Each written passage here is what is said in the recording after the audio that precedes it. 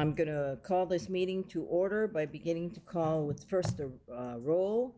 Kika Kowski, Present. Anthony Alto, Present. Don Takeuchi Apuna is excused, Michelle Chun Boongrabber, Present. Natalie Iwasa, Here. Roger Morton, Present. Joe O'Donnell. Hi, Joe. That's all right. We know you're here. Ed Sniffen is excused. Art Tolentino is on a plane. He's excused. Edwin Young is also excused. And Robert Yu. Here. We have a quorum, a bare quorum, and we have a hard stop at 12:30. And so if there's any matters that must be taken up and voted on, we're going to have to take them potentially out of order.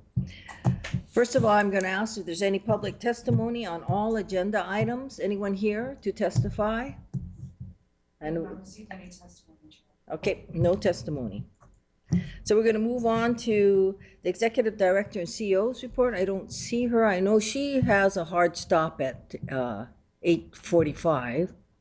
So let us just bypass that until she gets here.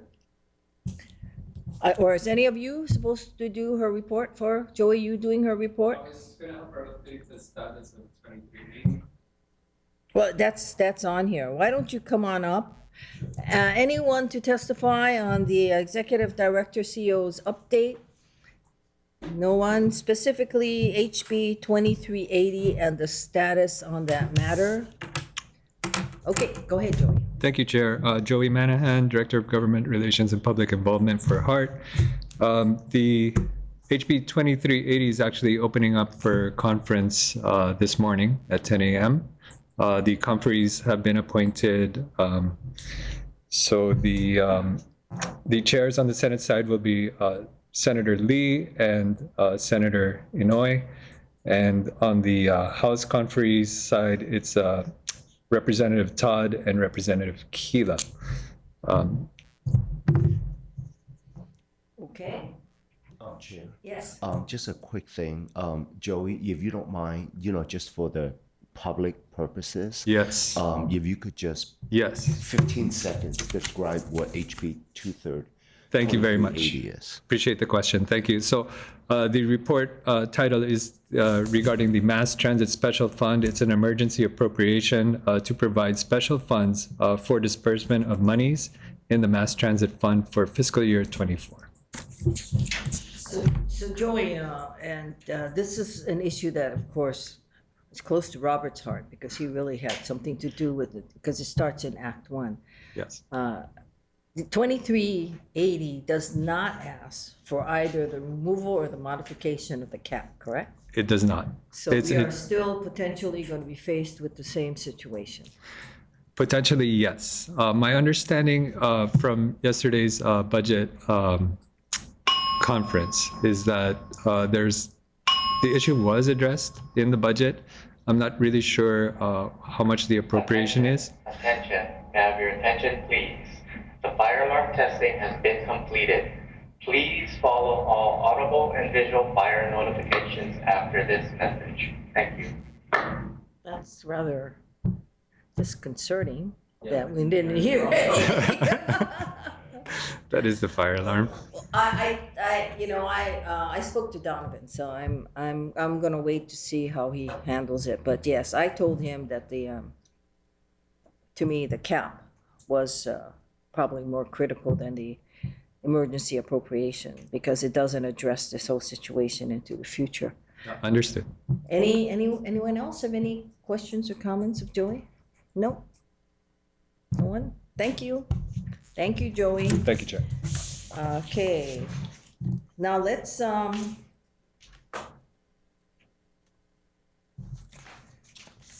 let me see now. I think what I'm gonna do is I'm gonna take the resos that need votes, just those out of order, because I'm not sure that how long it's gonna take and whether we'll have a quorum. So, any problems with that, Dan Gluck? Okay. So of your resos, I think most of them are Krista's. which are the critical ones that you'd like for us to make sure that we address, being fully aware that, you know, we might not make it? I would like to address all three if possible. You want all three? I do, if that's.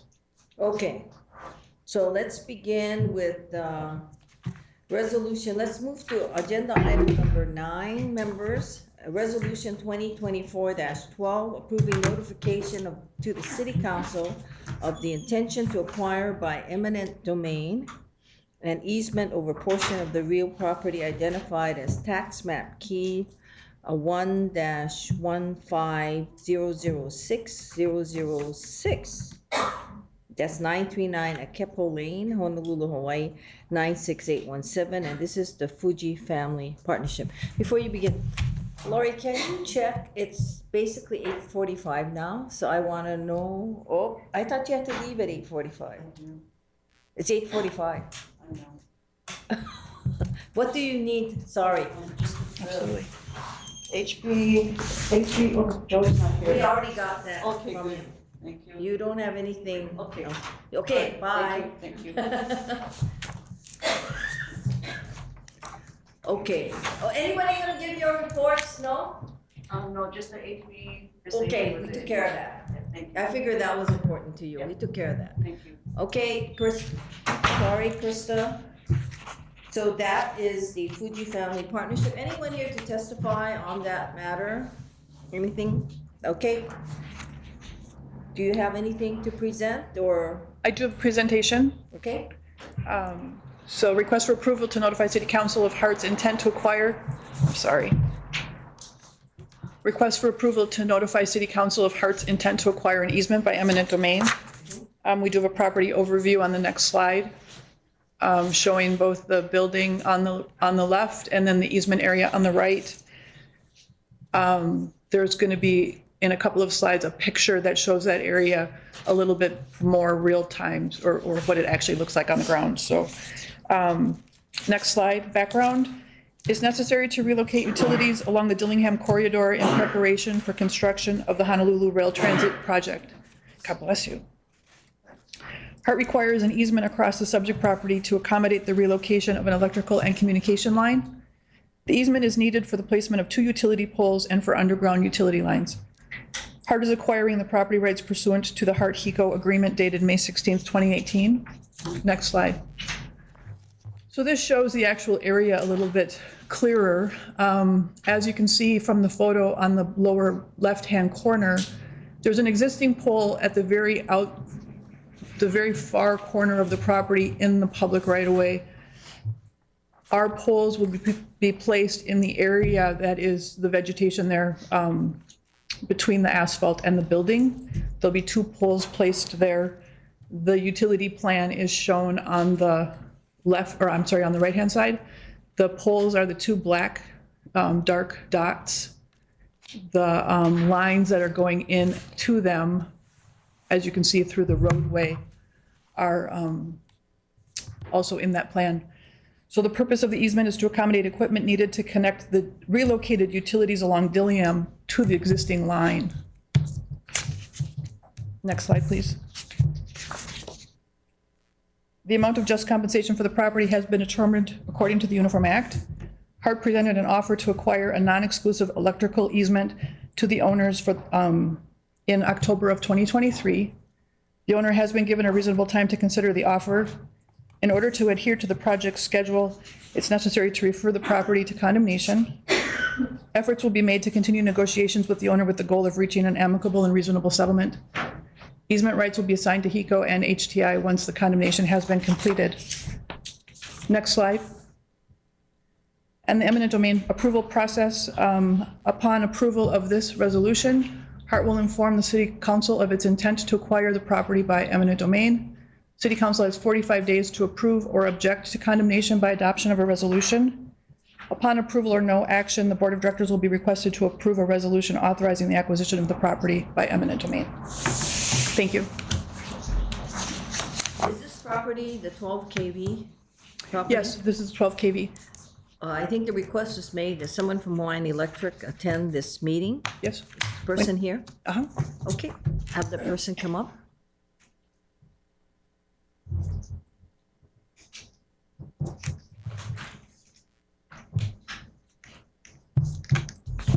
Wendy Oda on behalf of One Electric.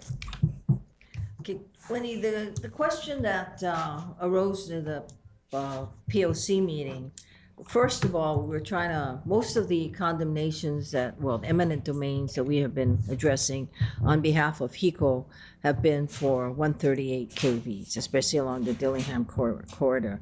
There was something about this, what was going on here that triggered my question as to what are you undergrounding? And it turned out, because I said it doesn't sound like a 138 kV, so it's a 12 kV situation, right? So 12 kVs, I believe you guys call them distribution lines. They're not even 46 kVs or sub-transmission lines, 138 kVs, of course, are transmission lines, but 12 kVs are like what you find in any subdivision.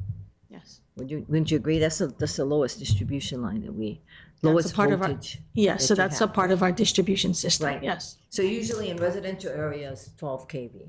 And we do have, I don't know whether it's city or state law that says that new subdivisions are going to be 12 kV and underground, correct? Most new subdivisions have to be all underground, 12 kV. So I guess my question is, since we're only talking about 12 kV here, why do we need to condemn this property the way, for the distance that we're condemning? Well, the easement is required as for the relocation, so it is still required as a part of the project, right? So the voltage doesn't necessarily matter. It's what the requirement is for us to relocate, to take these system lines from the public right-of-way into private property where that particular property doesn't benefit, right? So it's just a part of the relocation plan. So why do you need to take it out of the public right away? That's how it's been designed. There's not enough, I believe there's not sufficient space in a Keppel lane to accommodate putting the poles in the roadway. So you're taking the property to put the poles in the private property, plus are you gonna restrain 12 kVs, or are you undergrounding that 12 So there's kV? two poles they're installing as a part of this whole thing to connect up to the system. So there's that, and they have to connect to our existing lines. So the question is, how are you connecting? Are you connecting aerially, or are you connecting underground? I believe there's going to be a portion that is, I believe it's all overhead from what I can see right now. But again, right, that's, regardless of how it's connecting, the requirement is still that these lines are being relocated as a part of the project. It doesn't necessarily, like I said, benefit the adjacent owner or the owner of the property. And so in that sense, right, this requires an easement for Hawaiian Electric and Hawaiian Tel. Just so we're clear, you know, when we talk about Dillingham, most of us have been accustomed to looking at it from the perspective of 138 kVs, that we're undergrounding. We have all those high voltage lines that we got to underground. 12 kVs have nothing to do with that, except, as you say, it's to accommodate the quote unquote, the design, whatever that design is, that requires us to have the poles move from the street, the public right-of-way, into the private right-of-way. Correct. Is that correct? Yes. So has Hawaiian Electric looked at any other alternative ways of hanging these 12 kVs? Because they're not for HART, they're not for the project, they're except for access. I mean, the fact that we needed to move them out of the way by this design. I believe it's the design and everything was looked by both parties, right? By HART and by HECO to look at the best way to do this. And so, yes, I believe those things were done to come up with what we currently have, yes. And just so that we're clear as to your understanding, so HART is gonna do the condemnation, HART is gonna pay for the condemnation, whatever it may be, and then we're just transferring it to you. Correct. It's a part of the relocation agreement that's in place right now, that's what that HART would pay for, yes. Any questions by anyone else on this matter? Chair, Yes. I have a basic question. Just looking at the picture, is the property line where the fence is? I would say So yes. there's a pole right outside the fence. Why can't the two poles that you're proposing be in line with that pole that's outside the fence? Or is it just the angle that we're looking at? I think it's just the angle. So if you look at it over here, on the right-hand side, you can see where the poles are. And they are fitting within the area between the building and the roadway, but there was not room to put them in the roadway. To the left, in the picture, to the left of the fence, right? Where the other pole is to the left of the fence. It's right on the property line. It's kind of like right outside of the fence area, Oh, no, yes. I'm just asking, the existing pole right there, that is not on the Fujii property, right? Oh, that's not on anyone's property. Just right outside of it. Yeah, so the two poles that we're proposing cannot be put the same way as the other pole, which is outside someone's property. Yeah, if you look at the picture on the right, where the red line is, that's the line of the easement. So as you can see, it does slightly come out to the left. It gets wider as it goes down. So that property line isn't exactly straight. And so to have the poles straight on, the property line goes out and towards the bottom. Oh, no, yeah, and that's why I was looking at the picture instead of the drawing. And if the fence line is the property line, then we could put the post in line with the existing pole right here. So, well, anyway, maybe it's just the way. I think it's just the way it looks, because it does not fit. Yeah. And the fence may well be inside. I know my fence is inside, and it's not right on this. No, I would just ask him. Any other questions? Anyone? No? I have one. Yes? Michelle? Hi, Wendy. Hello. The question that I have is, I know it's not usual, but are you allowed to underground in the roadway? Yes, The yes. lower voltage line? Oh, sorry, I think she's. So, yes, we are. In this case, the design is not calling for undergrounding in the roadway.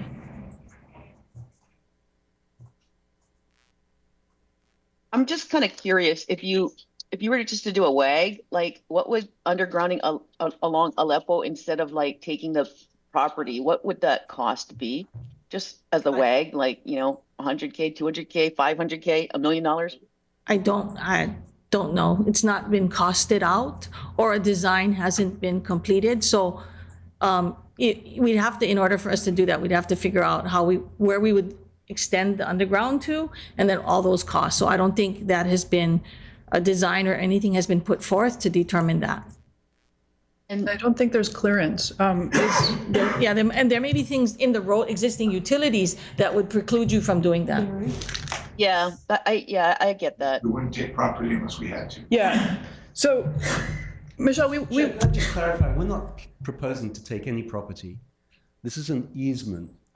We're not, well, so it's property rights is what it is. It's not a fee acquisition. That's correct, Anthony. So AECom does look at all of the options when they try and determine where to put the facilities.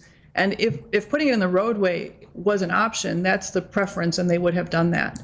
So either there wasn't clearance, or there was some other reason that kept them from being able to put it in the public right of way. Okay, thank you. Thank you. That would be our preference too. Yeah. It's not, we don't want to have to take any easements if we don't have to. So that would be our preference. Right. And thank you for going through the process, that would have been part of the design process. Yes. And the fact that it's not the selected option means that it wasn't possible. Thank you. Any other questions? Yes, So Chair, you I have a didn't question. price undergrounding the 12 kV? Because undergrounding 12 kV isn't very expensive. That's what all subdivisions have, underground 12 kVs. My understanding, I do not believe it was priced. It wasn't priced? There's probably another reason that has Yeah. stopped it from happening, because there wasn't clearance, or there was some other reason. Undergrounding, Krista, you don't have clearance issues. At least then you don't have that you can't use that easement because you have poles in the way, right? So if you have it underground, you're going underground on the length of that property. So the actual, the cables are not on the property, it's the poles. So I get, but the poles are necessary for the 12 kV distribution lines.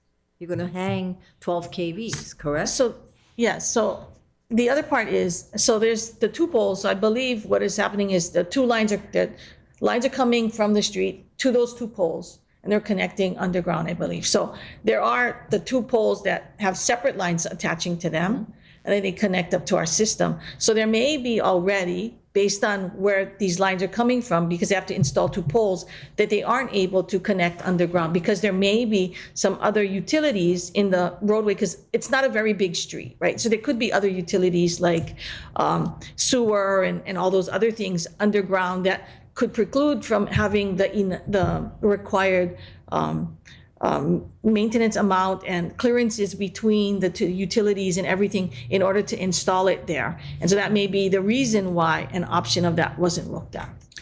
And can I also point out that here, the road is not city-owned, it's a private road. So if we were putting it in the roadway, it would also be on private property and require an easement. And Isn't it there now? There's our existing lines now, but this is new. So any new would require an easement. If they're existing and it's on private property and the roads are private property, I guess before we were under the impression that the road was public, or where they were public, but now they're private. Now we're saying, okay, the road is private. So if that's the case, then what's the difference? Why can't you just go in the road? it would also require an easement. Yes. So I guess But you there, won't be taking this particular, I don't know who they are, but you won't, if they haven't responded to you, whatever, but when you put the poles in their property, right? Hawaiian Electric, even if we say it's just an easement in use, so to speak, it's still something that they can't use that property for. I guess they could grow stuff between the poles, but they can't do anything to interfere with your access to the poles, correct? Correct. That they can't do anything that would interfere with our use of our easement. Yes, that is true. Right, so even if we say it's not a fee taking, it's a de facto taking, because they can't use it for. I think another complication with regards to Akepo is I believe there is no one person who owns Akepo. So you may have to do a quiet title action in order to identify the various owners of Akepo. So I think ownership of Akepo is also in question. That makes it a little bit more complicated in doing any type of condemnation within or relocation within that roadway. Keppel sounds like what we call orphan roads. In other words, we have a whole bunch of them all over. I think there's legislation that defines what your rights are, or who has what rights to that. But anyway, members, any other questions? What's your inclination? Do you Chair, want this us is to take Natalie. all three in order, vote them at one time, or you want us to vote them as they go? I think we should vote one at a I believe time. Natalie has a question. Oh, Natalie, sorry, go ahead. It's okay. Thank you. Yeah.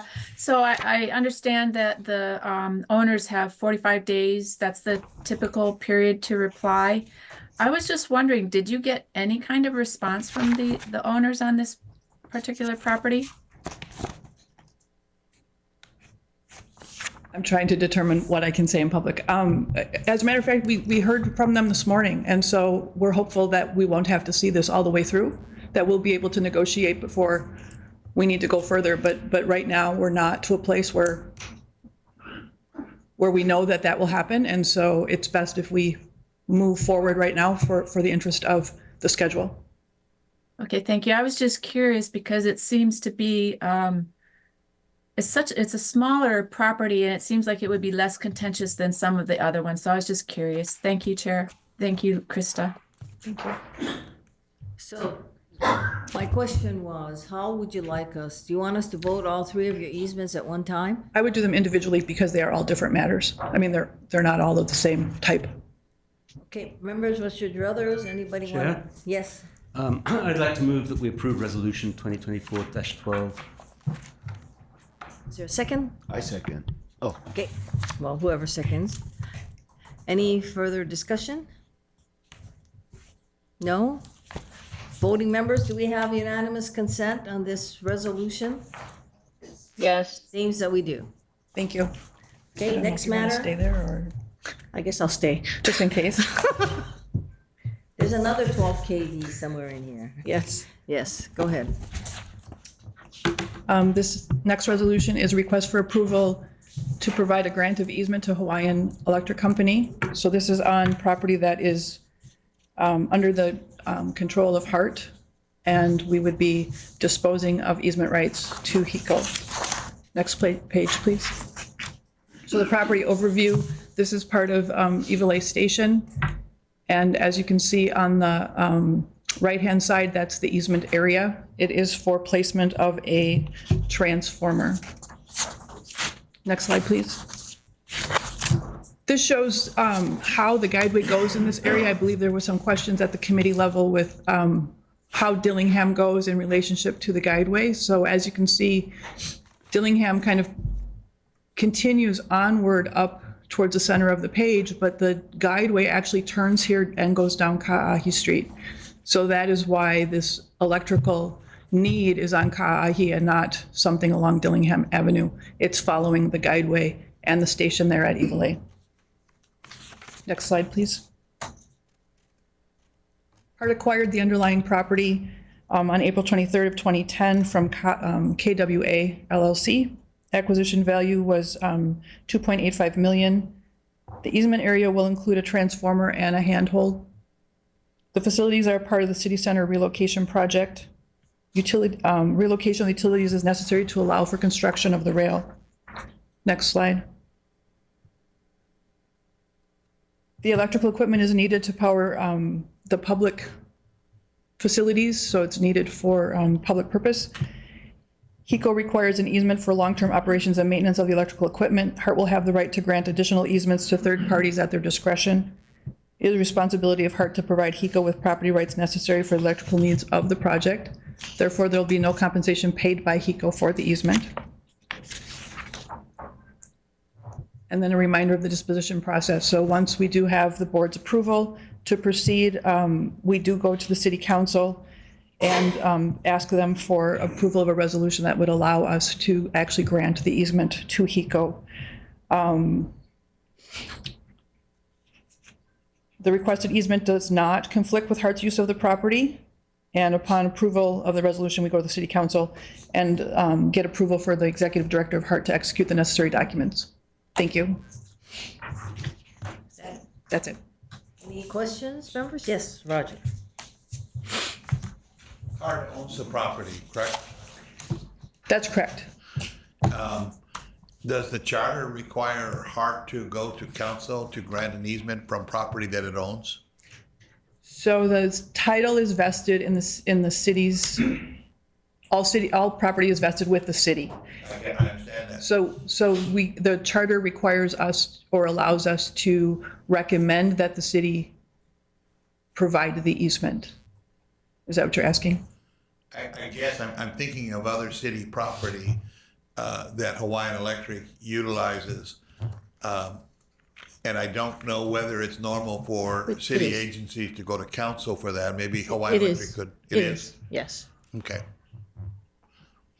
The other question from to the Hart folks too is, this is a major redevelopment area for the city and for the state. Has there been any consideration of the redevelopment of the area, and is this consistent with the redevelopment of the Evelay area? That would be a hard question. I understand, Krista, you probably don't have knowledge of that, but perhaps, is there anyone from Hart who could answer that question? I don't think so, Roger. We'd have to get back to you, but I believe the relocation is based on the existing utility infrastructure, not looking at any additional future planning. I have before you go, Nancy, I just have a technical question. This was acquired in 2010. Hart didn't exist in 2010. So it says, Hart acquired the underlying property on April 23rd, 2010. Hart, that wasn't even on the ballot yet in 2010, in April of 2010. So who technically acquired the property, and was it subsequently transferred to Hart, and then Hart transferred it to the city? Who got this property? So thank you for the clarification on that. It was purchased by the city and county of Honolulu, I believe under DTS's jurisdiction. And then upon construction of the rail, all of the property that was needed for construction was automatically transferred under Hart's jurisdiction. So thank you for that clarification. So Hart acquired the underlying property at some date other than April 23rd, 2010. It can't acquire something when it doesn't exist. So then the question becomes, right, what then happened to this property? When did Hart acquire it technically, or got transferred it? And then what happened? Automatically transferred to Hart upon construction of the rail. So that's part of the charter, I believe, is, Cindy? Yeah, do I have that correct? Yes. So it's part of the, there wasn't an actual deed filed. It is part of the charter. All right. Sorry, Anthony, I didn't mean to interrupt you. It just triggered me when she said 2010 when Hart doesn't exist. Okay, go ahead, Anthony. Well, I'm triggered a little bit as well about not confirming with the city the location of what is going on there, because I know that the city is working already on developments there. I know, for example, that the governor's office has asked that the city, in coming up with its plans, leave room for an extension of the guideway to go down the King Street Beretania corridor. So there's sort of quite advanced planning for what to do with this area. So I'm surprised that we haven't confirmed that this piece of the property is not otherwise in some of these sites for use in a different manner. We haven't checked that. Is there anybody in the Hart staff who would know? We're included in those planning meetings right now for the Evilay Center, and no, nothing's been advanced enough that would change or alter the designs that we're currently executing. Thanks.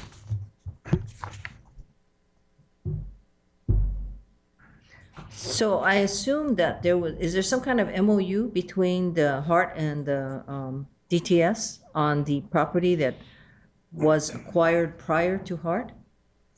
No, it was an automatic transfer per the charter, and then upon operations, it transfers back to DTS. Well, I'm reading the charter now, and I don't see an automatic transfer.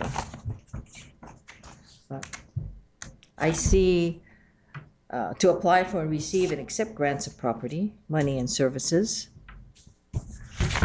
But I don't see anything that specifically references Do you know where what would that's this be, a located? DTS predecessor?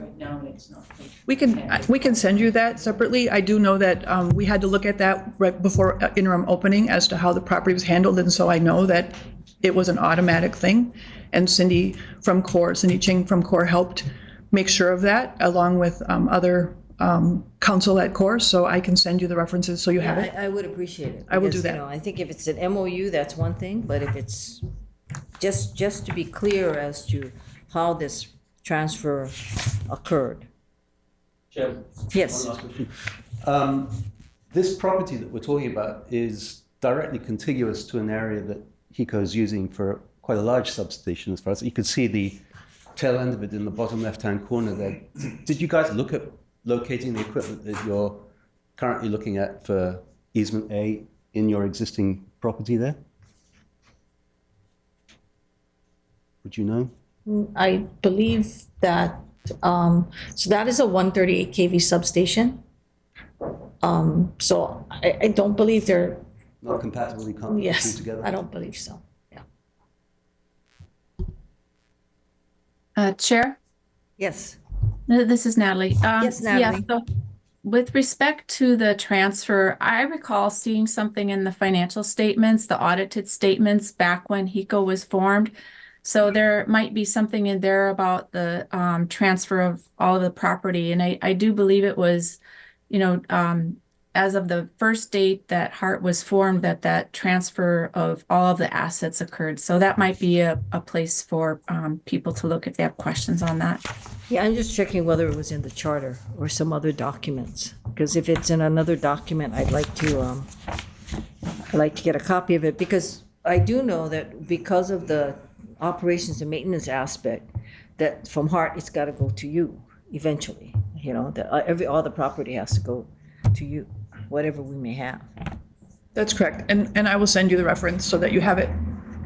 I think that's 17-121. That's the last provision. But I think it was because when we did the charter amendment and the operations maintenance went to DTS, that was one of the things that we had to clean up. And I think so that when the opening happened, everything from Hart had to go to DTS. For Islands One, not for property that's not already turned over to us. That's already turned over to you. Hart still has control of this property, I believe. This is not part of Right, 'cause Sigma. but they haven't, it hasn't gone to the point of transferring to you. No, I understand that. I'm just saying that at the point that you take over the operations and maintenance. Yeah. Then we would do a transfer get of it. capital assets. Yeah, you get it at that point. So this is a 138 kV situation, and this is the transformer for the 138 kV. No.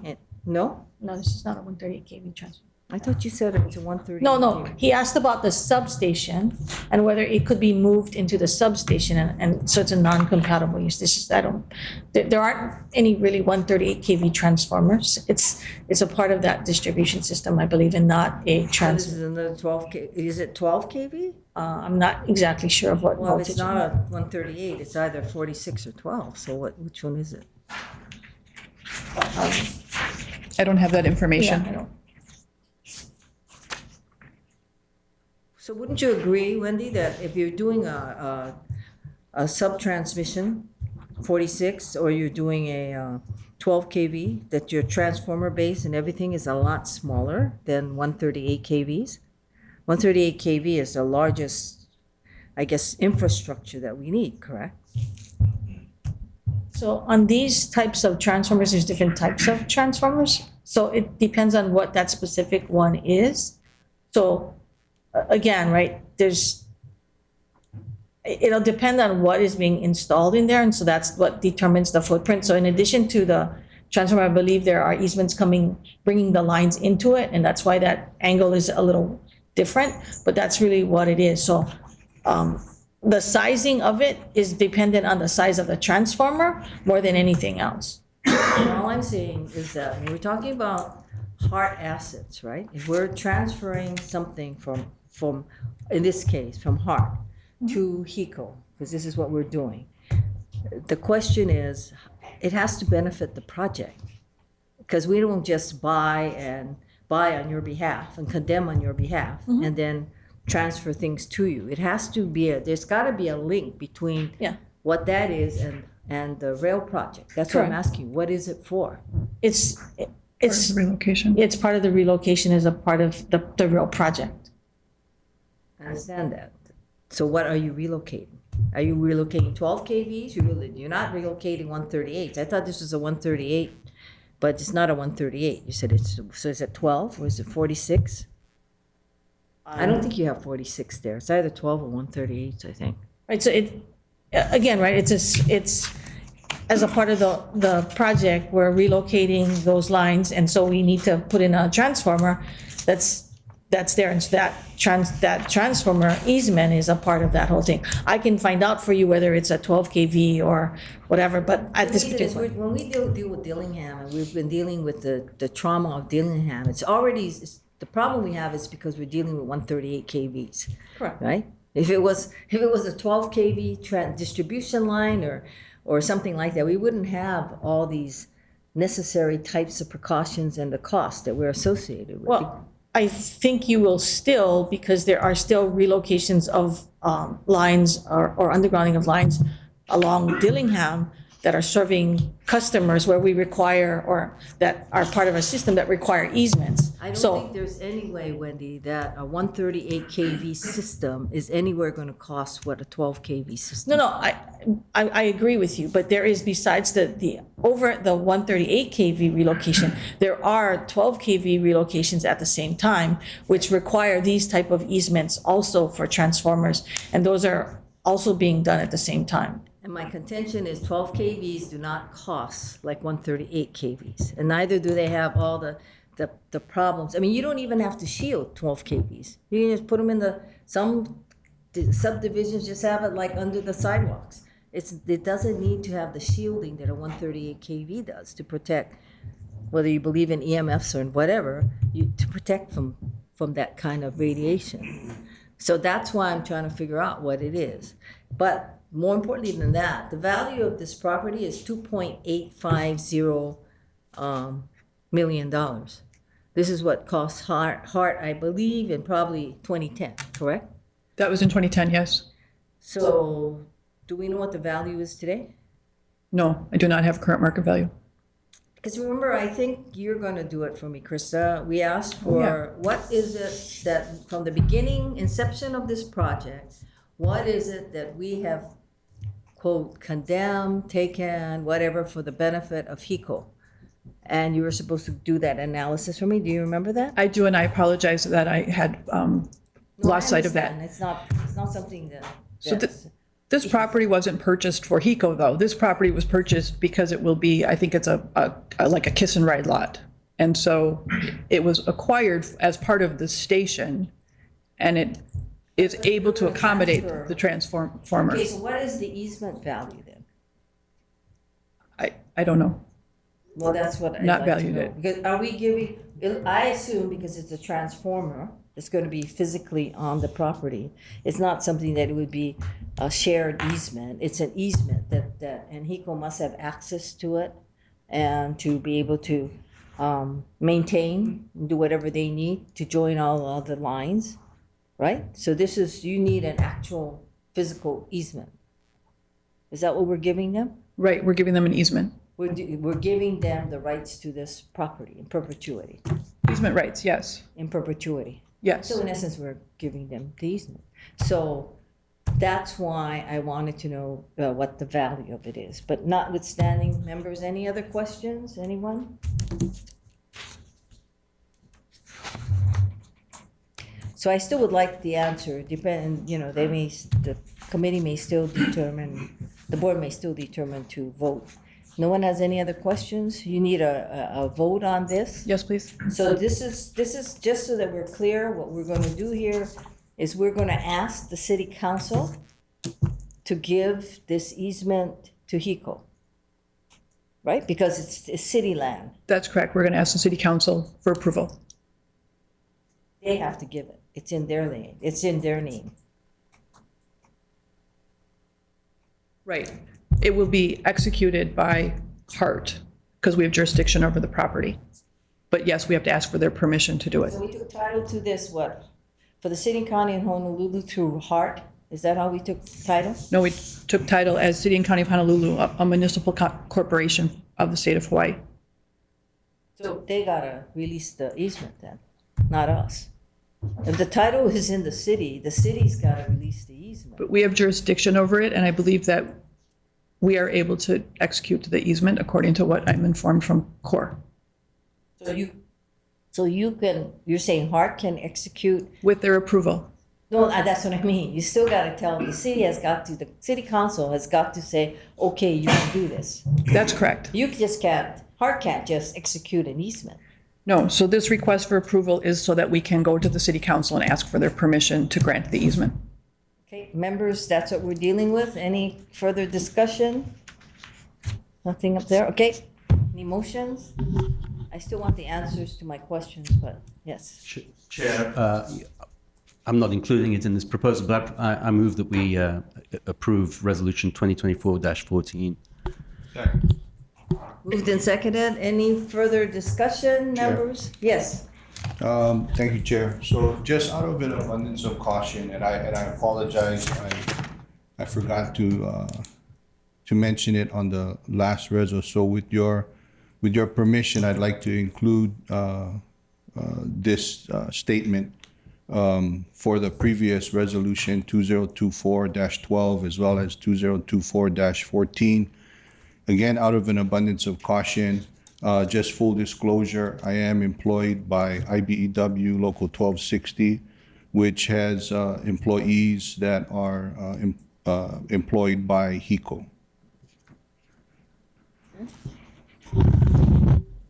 But you personally feel that that doesn't prevent you from voting? I'm not stating one way or the other, I'm just disclosing. No, I mean, let me put it this way. You're gonna vote on this, Rezo? I'm going to vote unless somebody feels that I should recuse. Okay. And if council feels that I should recuse, then I will recuse. Yeah, I don't think I can make that determination right now. I think it would be up to the Ethics Commission. Okay? Well, you know, the problem we have is that if his vote is considered to be one that should not have been cast, you know, none of these resolutions will pass because we need all the votes here. Chair, don't we just need a quorum?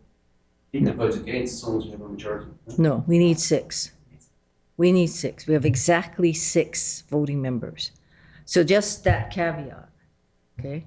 So as we work through this,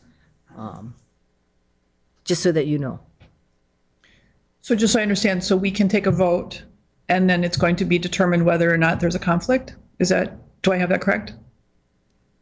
Or we can decide not to vote, and you're not going to get to wrestle either way. So I'm hoping that do you have any preference, Dan, how we proceed? I would say take the vote now. We'll see if we can check to see whether there's any issue this afternoon. If there is, I can let Krista know right away and we can. Yeah, that's what I was going to Thank you. say that. We'll take the vote, and that's why I said just realize that if there is deemed to be a conflict, then this vote is invalid because we don't have the necessary 6 votes, okay? So with that, we have a motion, we have a second. Any further discussion? If not, do we have unanimous consent? We do. Thank you very much. Thank you. With the caveat. Okay, your third resolution.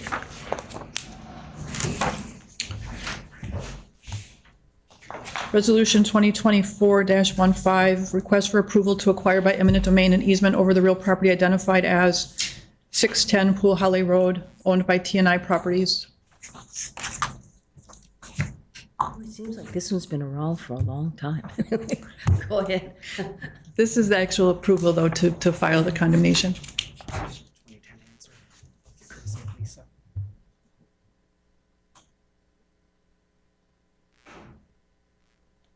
This isn't the chart, this isn't our provision of the charter. Yeah, 16. So we have a property overview on the left-hand side of this. It shows the property. The easement is on the right-hand side. As you can see, it is a piece of property that fronts Pool Holly. This is for underground utility purposes. The next page, please, is the electrical plan, where it shows that within that easement area, there will be an underground vault with a manhole at the surface. There will be no above-ground facilities. Next page, please. It is necessary to relocate utilities along the Dillingham Corridor in preparation for construction of the Honolulu Rail Transit Project. HART requires an easement across the subject property to accommodate the relocation of the 12 kV line. The easement is needed for placement of an underground utility line and a manhole for maintenance purposes.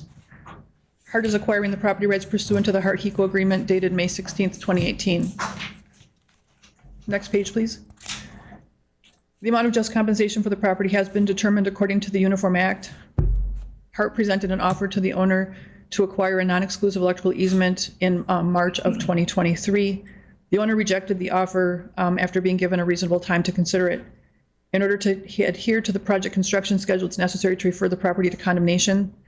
Efforts will be made to continue negotiations with the owner with the goal of reaching an amicable and reasonable settlement. Next page, please. Oh, and I'm sorry, this slide is not appropriate. So upon approval of this resolution, HART will proceed with filing an eminent domain action and starting the condemnation process. I have to apologize. I've been forgetting to call for public testimony. So I don't believe I called it for the prior resolution, 2024-14. Anyone here to testify on that resolution? Okay. Also, this resolution, 2024-15, and this is the TNI property. Anyone here to testify on this? Nope. Sorry. Go ahead. Are you finished? I am finished with the presentation. I'm available. Anyone open to else? questions. Anyone has questions on this particular potential condemnation? Anyone? So TNI, this is on Pool Holly Road, right? That's correct. It abuts Pool Holly Road. And I think this is the other 12 kV. This is for 12 kV, yes. And what are we condemning for the 12 kV? Are we condemning, is it, I don't think this was a pole, right? This wasn't a pole. No, so this is the underground vault line and then a manhole for servicing. And on this easement is approximately 519, no, how many square feet?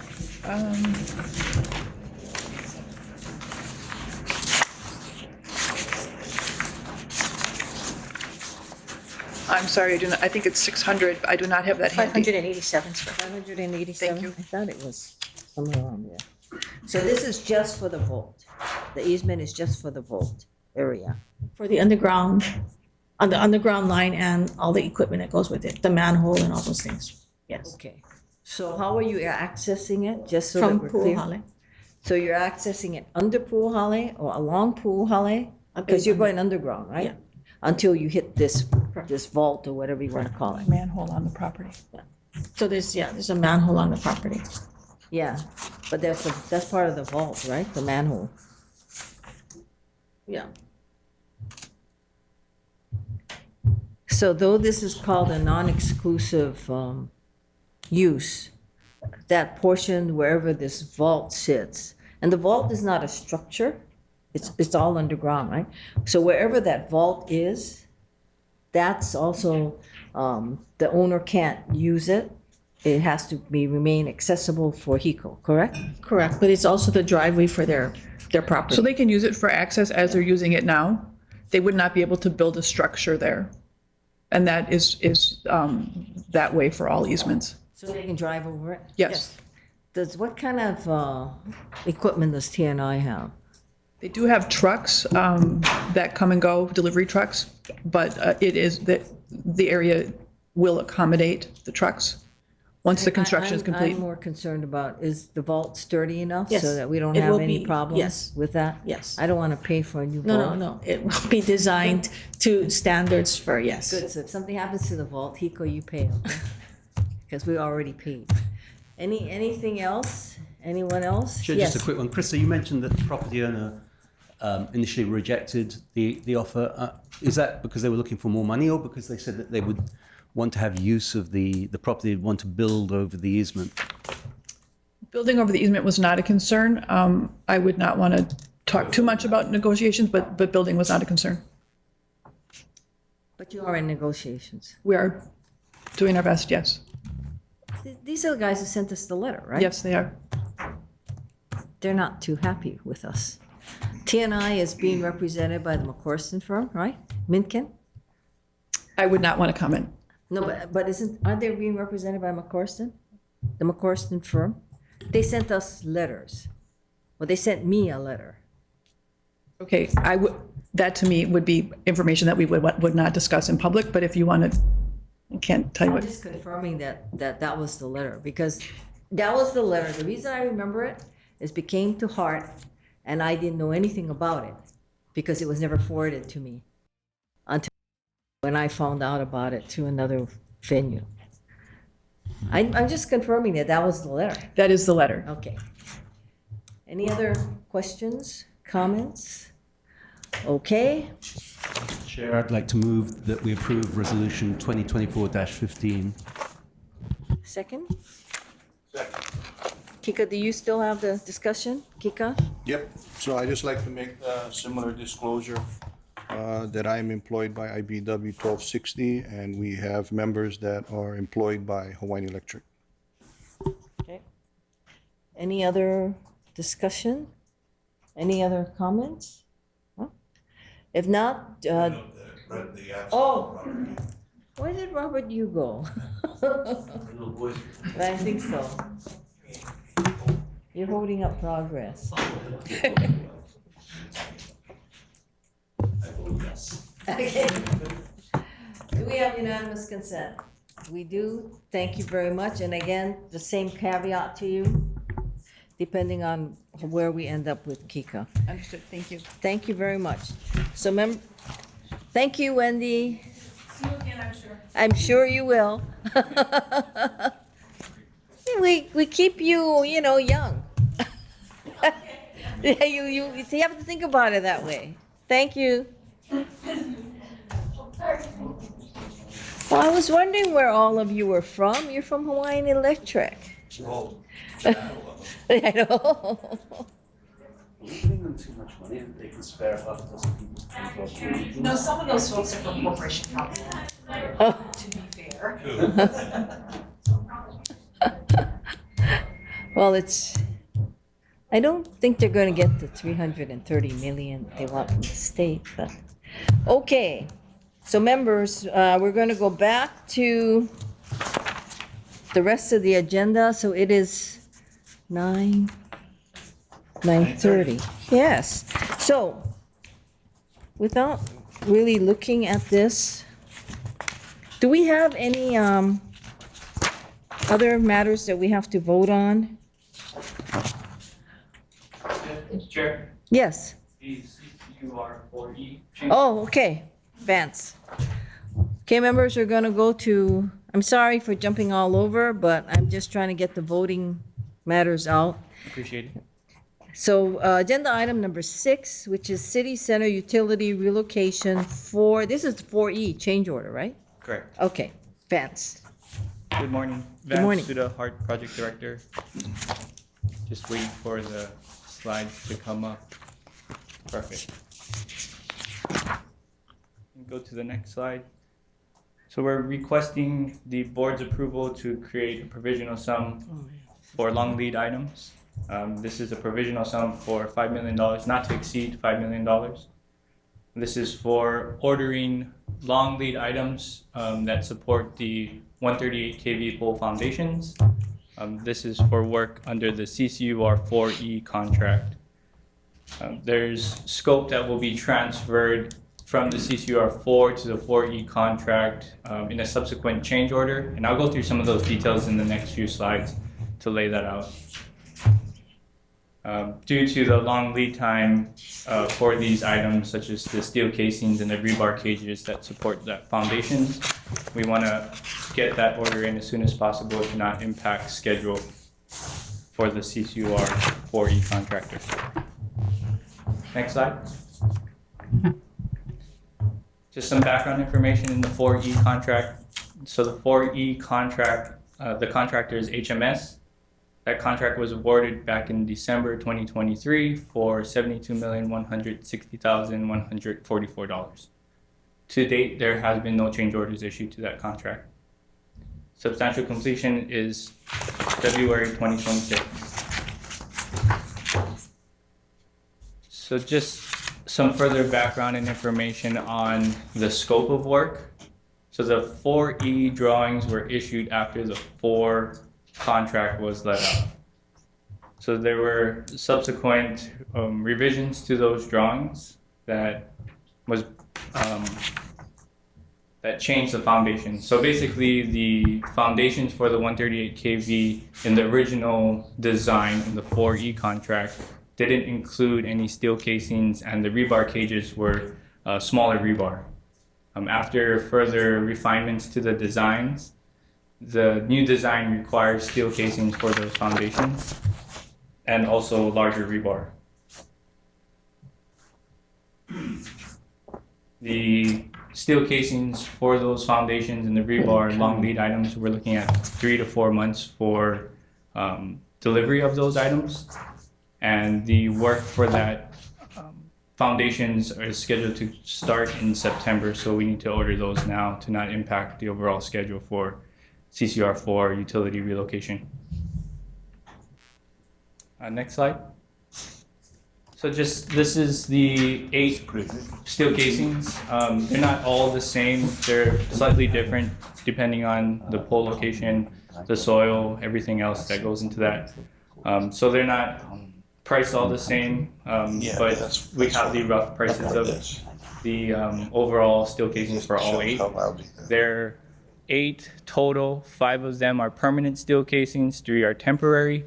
Temporary in the fact that, you know, once and I'm going to do my best, and this is not my expertise, but I'm going to try my best at explaining how it works. So when the shafts are drilled, these steel casings are put in to temporarily stabilize the shafts. And as the shafts are, the rebar is put in the shaft and the shaft is poured, these steel casings can be pulled out. Those are the temporary ones and removed. Most likely, you know, those steel casings will probably stay in and left in place. Next slide. So just some detailed drawings on those foundations. So the detail on the left-hand side, you see there towards the top part, just underground, that black solid lines on the left and right-hand side, that's the steel casing. So that was different from the original design. And then to the right, top right corner, the rebar changed. And I believe the rebar increased in size, and it's number 11 rebar that's going to be used. And that's both long lead items, the rebar and the steel casings. Next slide, please. So at the request from PLC, we did break down the pricing for the steel casings and the rebar cages. We actually have just recently received some pricing, little more accurate pricing. These numbers here shown are estimates that we put together. The steel casings, I'll start with the steel casings. Right now we're looking at 1.175 million. And then the rebar cages are about 2.35 million. So a little less than the 5 million in the provisional sum. And just a reminder that 5 million provisional sum, when the contractor ordered these items, they have to provide the documentation, invoicing to justify the cost. And everything else, let's say, you know, the remainder of that 5 million that's not used will go back into contingency. Next slide. So in terms of benefits, obviously ordering these long lead items now will help to not impact the schedule. We'll get that order in as soon as possible. In terms of the work being performed, you know, subsequently we will be presenting a change order to transfer some of that scope from CCR4 to 4E, the remaining portions of that foundation. So that's still currently in the CCR4 contract, but having that all done under the CCR4E contractor will minimize risk in terms of coordination between the two contractors, scheduling, and the difficulties there of having to go back and forth between two contractors. So if HMS does all the work for these foundations and the 138 kV poles, it reduces our risk, basically.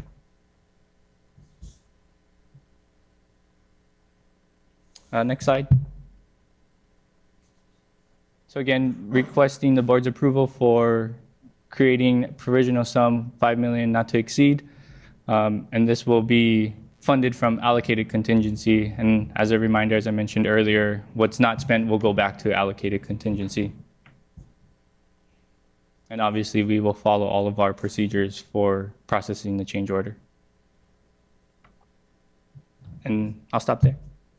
Yeah. Members, any questions before that? Anyone here? I just didn't see this. Anyone here to testify on the item we just got briefed on, which is item number 6? Agenda item number 6, Civic Center Utility Location for the change. Thank you. So members, any questions? Yeah, Yes. I have a question. Vance, I probably should have asked this, you know, earlier, but now you have NAN doing the underground utilities, right? And we have a separate contract to do just the electrical. So they're not under the supervision of NAN, right? They're not a subcontractor of NAN. It's a separate contract. So do you foresee in the future, are there any scenarios where you could think of that toward the end of the project, if certain things are not done correctly, that one contractor will, I don't know, blame is the right word, let's just say blame the other contractor for being off, for them being not able to meet schedule and, you know, and that the work is not done properly? Do you see any scenario like that? Now, there's always risk when we have multiple contractors working in the same area and trying to coordinate that. So there is potential for that. I know the team is working very closely with NAN and HMS to ensure schedules line up and reduce that risk.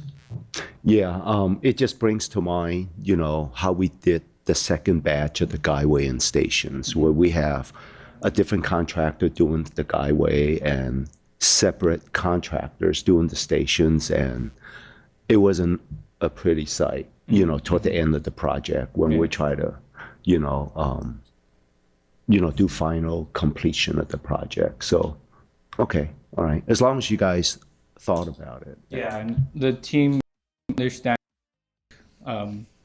really well, and they understand the sequencing and how, you know, the two go hand in hand together, and they're working with both contractors on a weekly basis to ensure, you know, schedules align. We don't have any of those issues, but there's always that risk. Yeah, okay, cool, thanks. Thanks, Chair. Vance, I think I recall from committee, is there a negative change order anticipated later as you descope the original contract? Yes, there will be a credit from NAN for some of that work that we're going to be transferring over to the CCR4E contract. And it sounds like the pricing you got is better than your estimate, which is good. Yes. Yep, thank you. Anthony? First off, congratulations again on your promotion. I think this is the first time you've testified to us as project director. I don't actually have any questions on this item specifically, but I just wanted to draw the public's attention to the depths of the drill shaft of one of these utility poles, 143 feet. The public are rightly worried about why this project costs so much and why we have overruns. And this is a perfect illustration that the ground conditions that we have to deal with are impossible. I mean, a 143-foot foundation for an electric pole sounds crazy, but those are the conditions that we're working with. Anyone else? Anyone? Yeah, I have a question. Yes. Yeah, and Vance, I want to also say congratulations and thanks for stepping up. Do you have an estimate on the NAN D-scope? You don't have to tell me what it is, but do you have one? Yes, we do, and we are in negotiation. Okay, and it is less than the 5 million, correct? Well, so that D-scope also includes other work as well. So there's wood okay. poles that is Okay. in that contract that will be transferring to CCR4E. And where that funding will be transferred into 4E, or that funding, some of the funding will be transferred to 4E, and some of the funding that is for the provisional sum that's replacing that is going to go into contingency? Correct. Okay. Thank you. The other thing I wanted to re-say, because I said it at POC, is I am absolutely in favor of long lead. I think that the purchasing of long lead items is important to any project because it reduces risk, and especially if we understand the design, it allows the contractor to pre-purchase and pre-position items even, so that they have everything they need when they need to execute. The other thing is, it is important that these long lead items actually sit on the contract that they're going to be executed on, so that it's not like somebody's responsible for buying it and delivering it to somebody else. And so that's actually the ideal situation that we're trying to put into place here. So I just want to restate that. Thank you. Anyone else? Anyone else? Vince, I have a couple of questions. First of all, I don't know whether it was related to this, but we also had very similar kinds of issues with drilling new foundations on Kamehameha Highway, right? We had to move, and you're working on and I think we pulled it off of this agenda item because you guys couldn't get it, but that's separate and apart from this, Yes, right? yes. Is that also HMS? No, so that the Kamehameha Highway work, we only have the design under contract. We don't have, that's not under contract for the construction work yet. Okay, so HMS has this contract, Correct. correct? So that, we approved that, the fact that it would be a 4E. So what you're saying is that there's going to be 8 138 kV poles, and these are non-existent now, so we're not replacing, we're actually building new ones? Correct. These are new poles. You know, and usually this is something Anthony raises, but you know, the studies, I just saw Chip Fletcher, the studies that we have on sea level rise and climate change, aren't some of these gonna start hitting, at least the water level is gonna start rising in those areas? All of them? I think so. Do you know the locations of these poles throughout Dillingham? Well, the Evil A, there's Evil A risers and so forth. Yeah. Yeah, Evil A is in that area. But you know, even if we're not inundated with water, that doesn't mean that underground the water isn't rising. So my question is, have you guys actually done exploratory drillings at all these sites? Yeah, I think geotechnical data was gathered. Yes. And so when we do like 143 feet, are we going to start hitting water? I'm sure. We're going to hit water on all of this, right? Yeah. So, and I guess the other question I have is, as we hit water, and you're gonna, the way these foundations are of course built is that you may have a cage, or you may have whatever, but you drill the shaft, and then you pour concrete, and that becomes the foundation, right? So that it's very important that we don't have any kind of sinkhole or anything like that, because the concrete's gonna go running off. So I just want to be sure that you did all that, the geotechnical. So you're pretty sure that wherever you're gonna drill, we're gonna have this. Yes. And so these are to create 138 kV poles at these various locations. Correct. Right? And once we create these poles, we're transferring it to HECO. Correct. Now, when you, so the quote, the 5 million that you want, is that just to buy the temporary or permanent steel casings and the rebar cage? Correct. So everything else is not included in this. It's just those items. And you're buying eight of them. So you intend to use 8. Yeah. Yeah? So because 8 poles, and you're gonna use 8 of all of these. And it looks like you may be about $3.5 million. Yeah. Okay. And you think that this is going to, this part of the project is gonna end February 27th, 26th? Yeah. That you're gonna have these 8 poles up? The rest of, now, we don't have 138 kVs throughout this last CCGS section, or CCUR. That we only have it up to probably Evil A, right? Yeah. Yeah, then after that, we're not dealing with 138s anymore. Sorry, right. Max, what's the distinction between a riser and a pole? So, I'm gonna try my best. And so the riser is where we have underground cables that come up and daylight. The poles itself, all the cables are above head on the poles. Thanks. So what about the transition from underground to the pole? Those are the risers. Those are the risers, Yeah. right?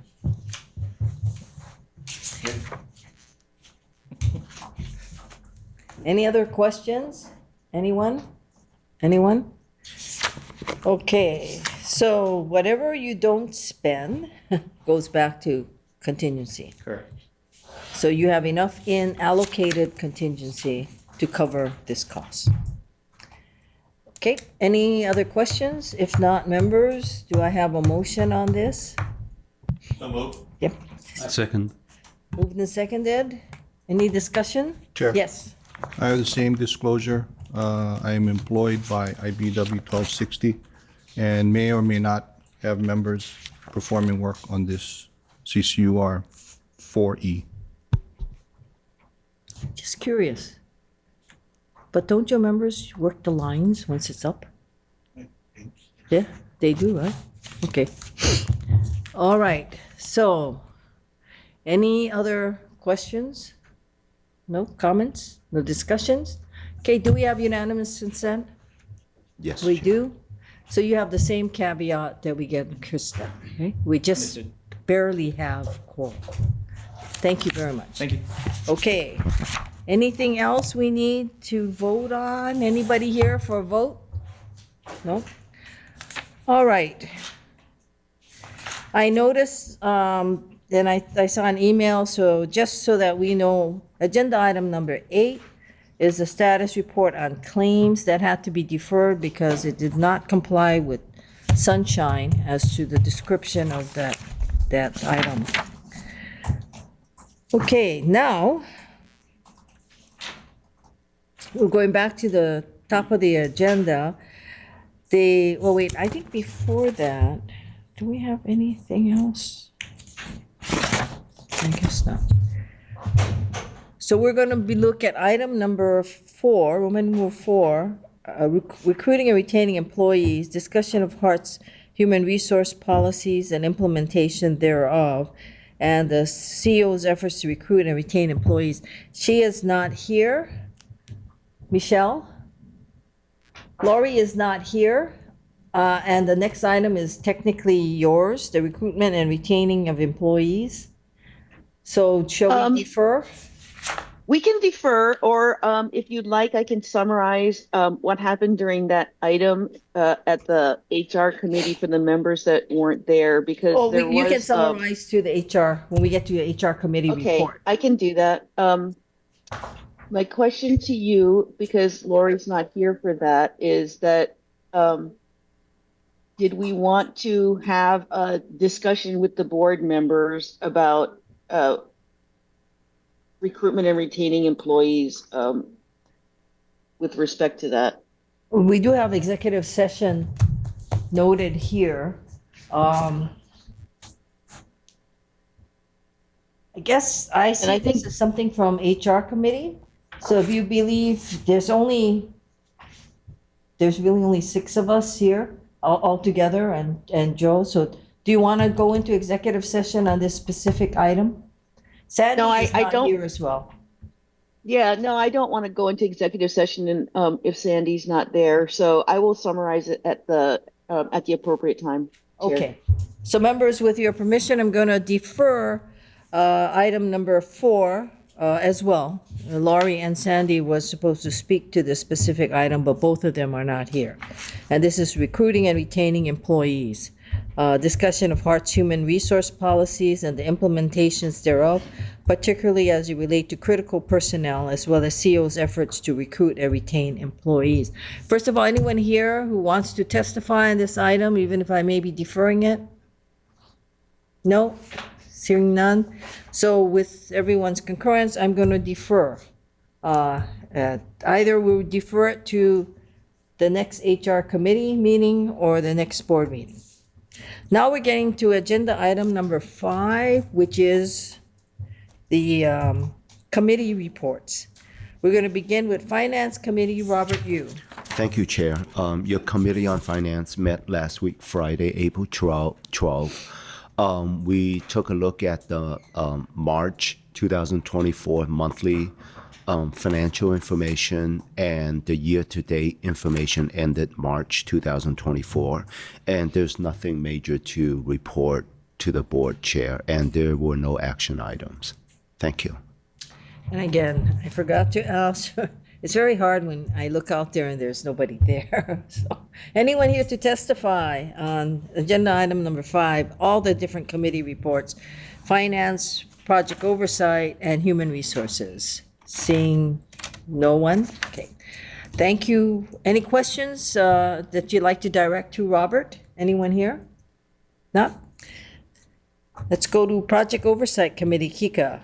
Agenda item number 5B. Thank you, Chair. Your Committee on Project Oversight met on Friday, April 12th. We reviewed the monthly progress report as well as the PMOC report, and we took action on items that were just heard by this board, CCUR 4 electrical change order, and resolutions 2024, 12, and 14. Thank you. Any questions by anyone? If not, now we move to agenda item number C, which is Human Resources Committee. Michelle? Chair, thank you. We had a HR committee meeting on Friday, April 12th. We did things a little bit out of order, but we did talk about in particular, the recruiting and retaining employees item was a energetic discussion about Nate Medding's resignation and a discussion about the timeline as well as the actions taken by Hart HR and the executive director to try to accommodate Mr. Meddings prior to his resignation. And so there was a discussion. I think it was left that the board and the committee felt pretty shocked, I think, when we all found out that Nate had left. And so it is just kind of another data point in terms of, how difficult it is to recruit and retain really critical personnel as they relate to this project. The other important note that the executive director brought up was that she discussed the deputy executive director's retirement date and got a verbal confirmation that he would stay until the end of the calendar year. So that helps us because we thought he was going to retire in the summer. But it does leave incredibly difficult shoe to fill, and Vance is really stepping up and trying to do that. I think I'd like to understand as we go through the next CMOC what FTA's concerns might be in terms of management capacity and those kinds of things, because it does bear on risk in the program. In addition, HR and the executive director gave a combined presentation that talked about recruiting, employee appreciation, the fact that the executive director is trying to take a number of steps to meet every employee on one-on-ones. And we also talked about mandatory city training for Hart staff and the Hart board.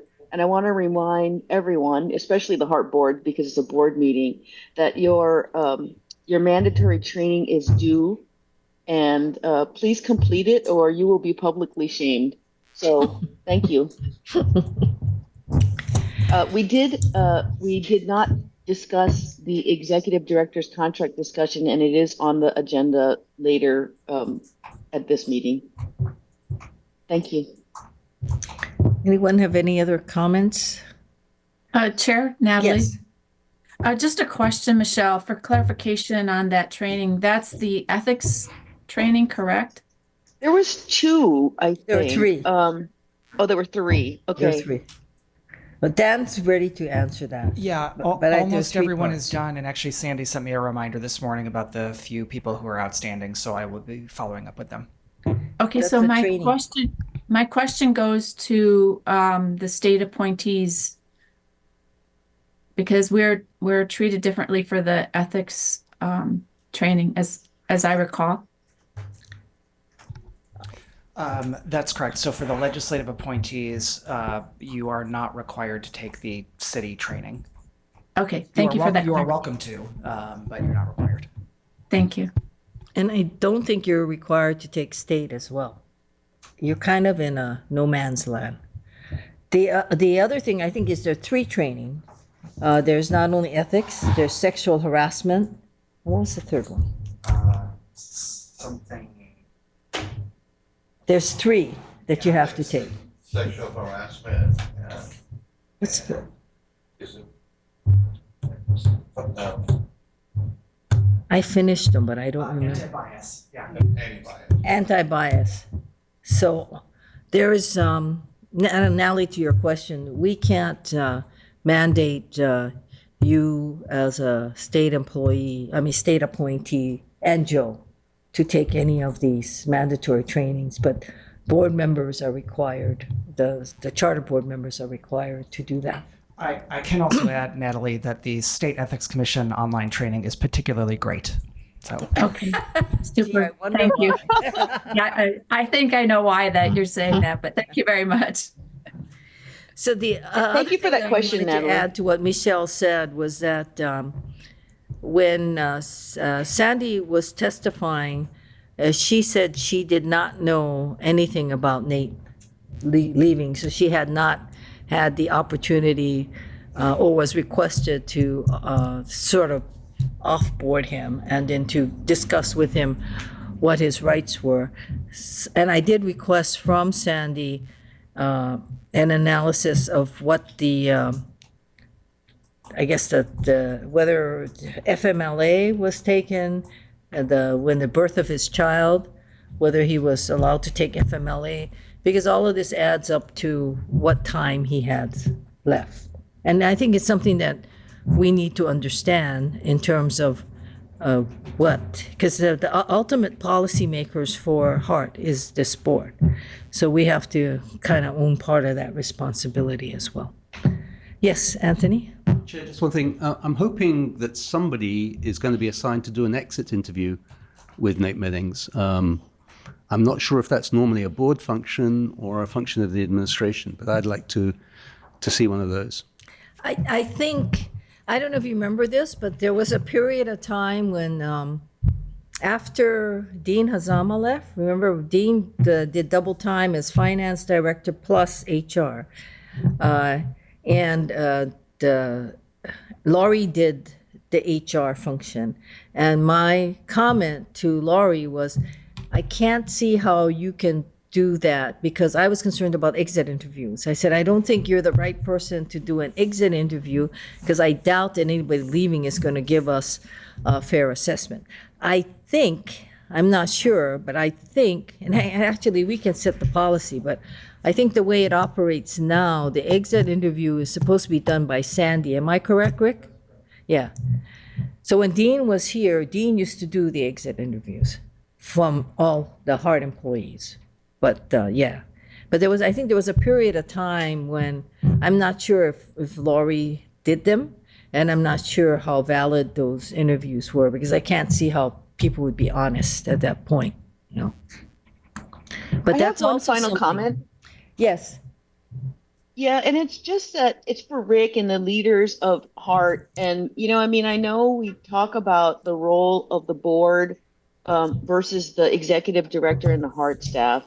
And we don't want to get too much in your knickers, but we do recognize, and I know you do too, that there are a number of people that are just, that have a lot of experience and are just really critical to the program. And for all the HART leadership, we're able to make policy changes to some extent. And so, I think I said the juice is worth the squeeze, but really, I would encourage, if there are challenges with personnel or things that, that we talk about them, and we look to see if there are solutions that can accommodate all our workforce.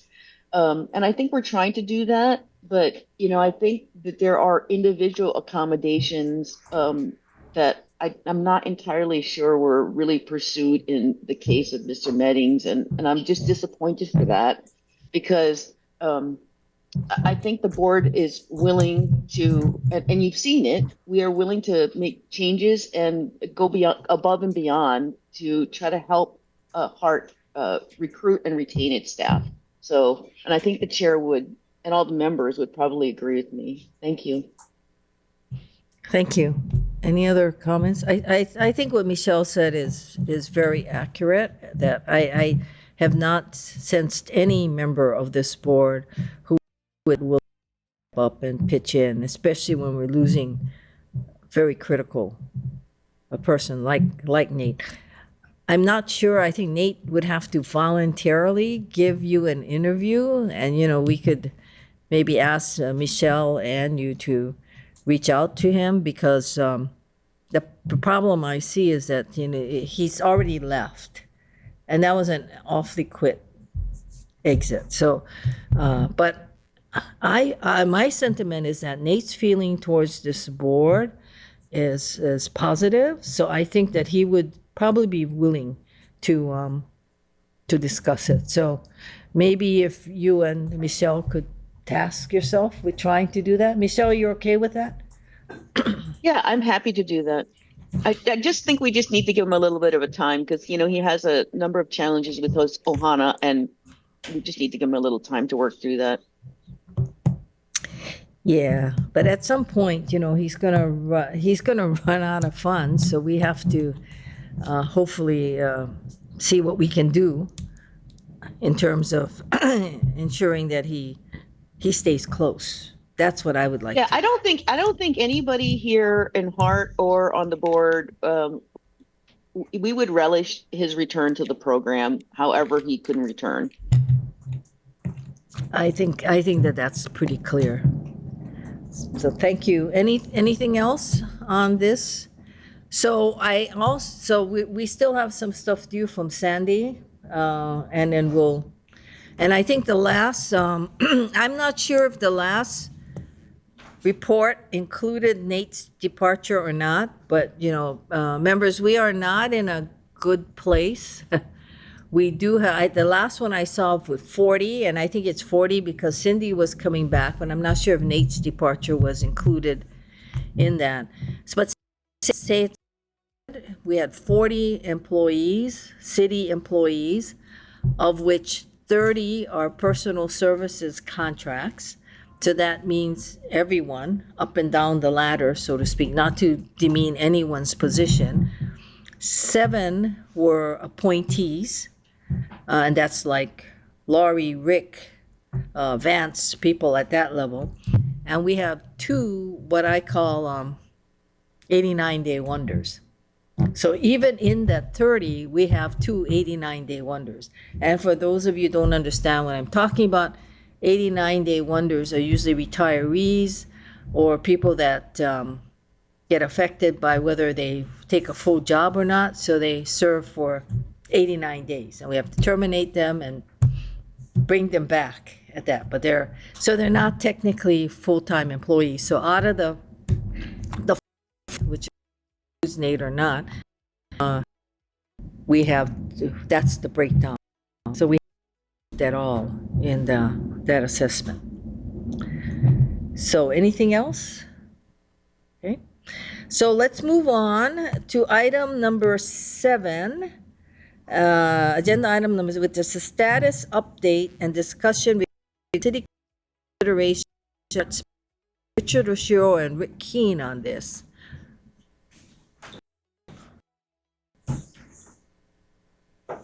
Richard's not here. Everything after the last budget committee meeting was restored. There was a review by the budget, or by the city council, the full council, last Wednesday of Hart's capital and operating budgets. No questions were asked of management, so we didn't have to address anything. And it was unanimously approved. So I guess it goes back to budget committee. Okay. At this point, we don't anticipate any changes. And as for people who don't know this, Robert Yu, thank you very much for going to the budget committee meeting. Both Robert and I were summoned to the budget committee meeting. And just so that if you're, I don't know, Hart's extensive budget, the committee, the committee chair went after the board's budget. She reduced, I think, by 18,000 our salaries, and in addition cut $400 and something thousand off of the quote unquote the other items, which the bulk of that item, by the way, is the $250,000 for the internal audit, and they have some travel We wanted some board members to avail themselves of Revolution this year, and hopefully it's early enough so that they can plan. And we also had, I think this is something both you, Anthony, and Robert has spoken about, and that is a potential PR person, because we're worried about Ala Moana and beyond. And in addition to that, we had a consultancy in there. And the interesting thing to me was they asked about our lunch. They said that they would love to, well, this is the chair of the committee, said she would love to buy her staff lunch and wanted to know why the Hart can buy lunch. And so I explained to her that we would definitely not be spending money because we have clock. So Dan Cluck says we can only lunch are working through lunch. And so it's either break for lunch or lunch, we can board lunch. They all volunteered. I said, I don't understand why you have such an issue with Subway sandwiches, but so they all were very apologetic after that and said that they wanted to board for their hard work. But I thought that it was a very interesting interaction. However, the reason why it's all restored, unusual thing, I rarely see this happen in my experience. And both Robert and I saw it happen. It's very unusual for on a second reading bill with her CD1 that her committee voted against her. And that's why we're fully restored. I did get something in the operating budget, the capital budget. I think They there's a added. proviso. Yeah. But it's expected, I think tomorrow it's expected to be restored. Yeah. That's what I heard from Joey. So there is one item that she kept, that wasn't directed at us. We were busy. Thank you, Roger, for your sign of confidence and support. Roger sat in the back while we were going through this for 2 hours.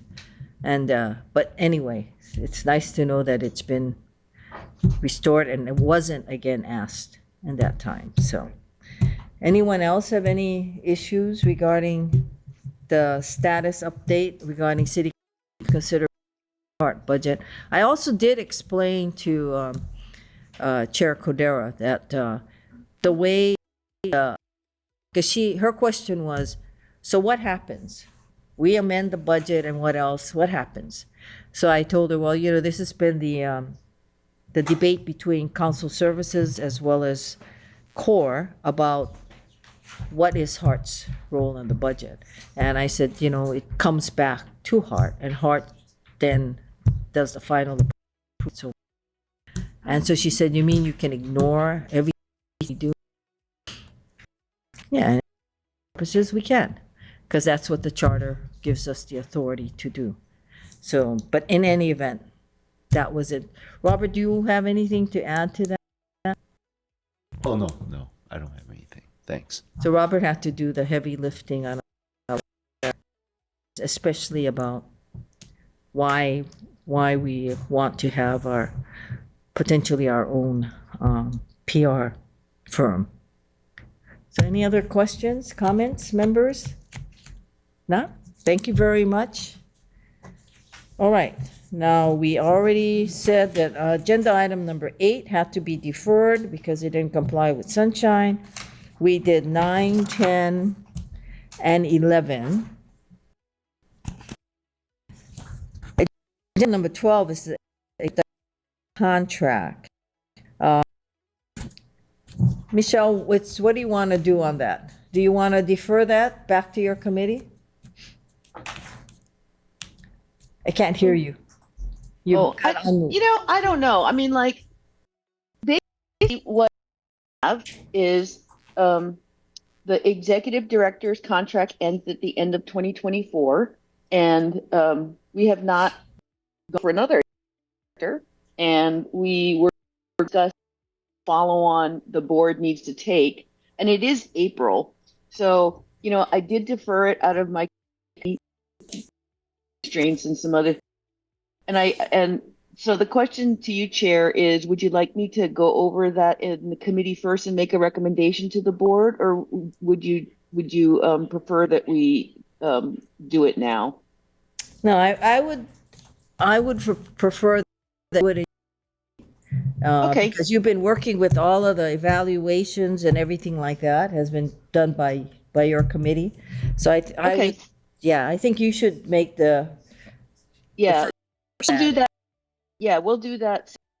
Let's make sure that we put that and that we don't defer that out of the May HR committee, and that we do have a May HR committee meeting.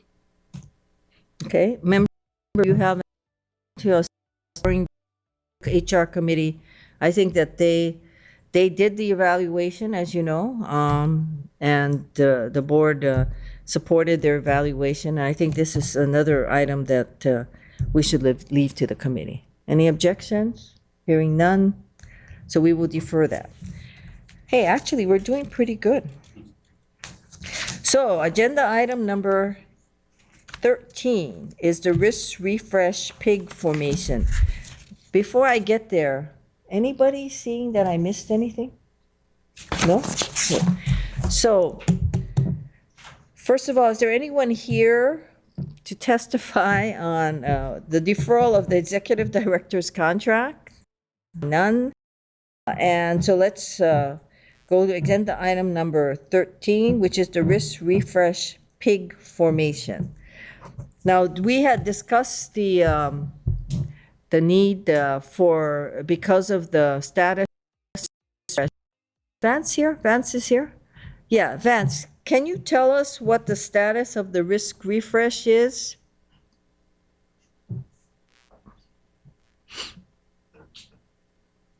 Yes, so the draft report was done. We had some edits and comments that need to be addressed. The team is working on that.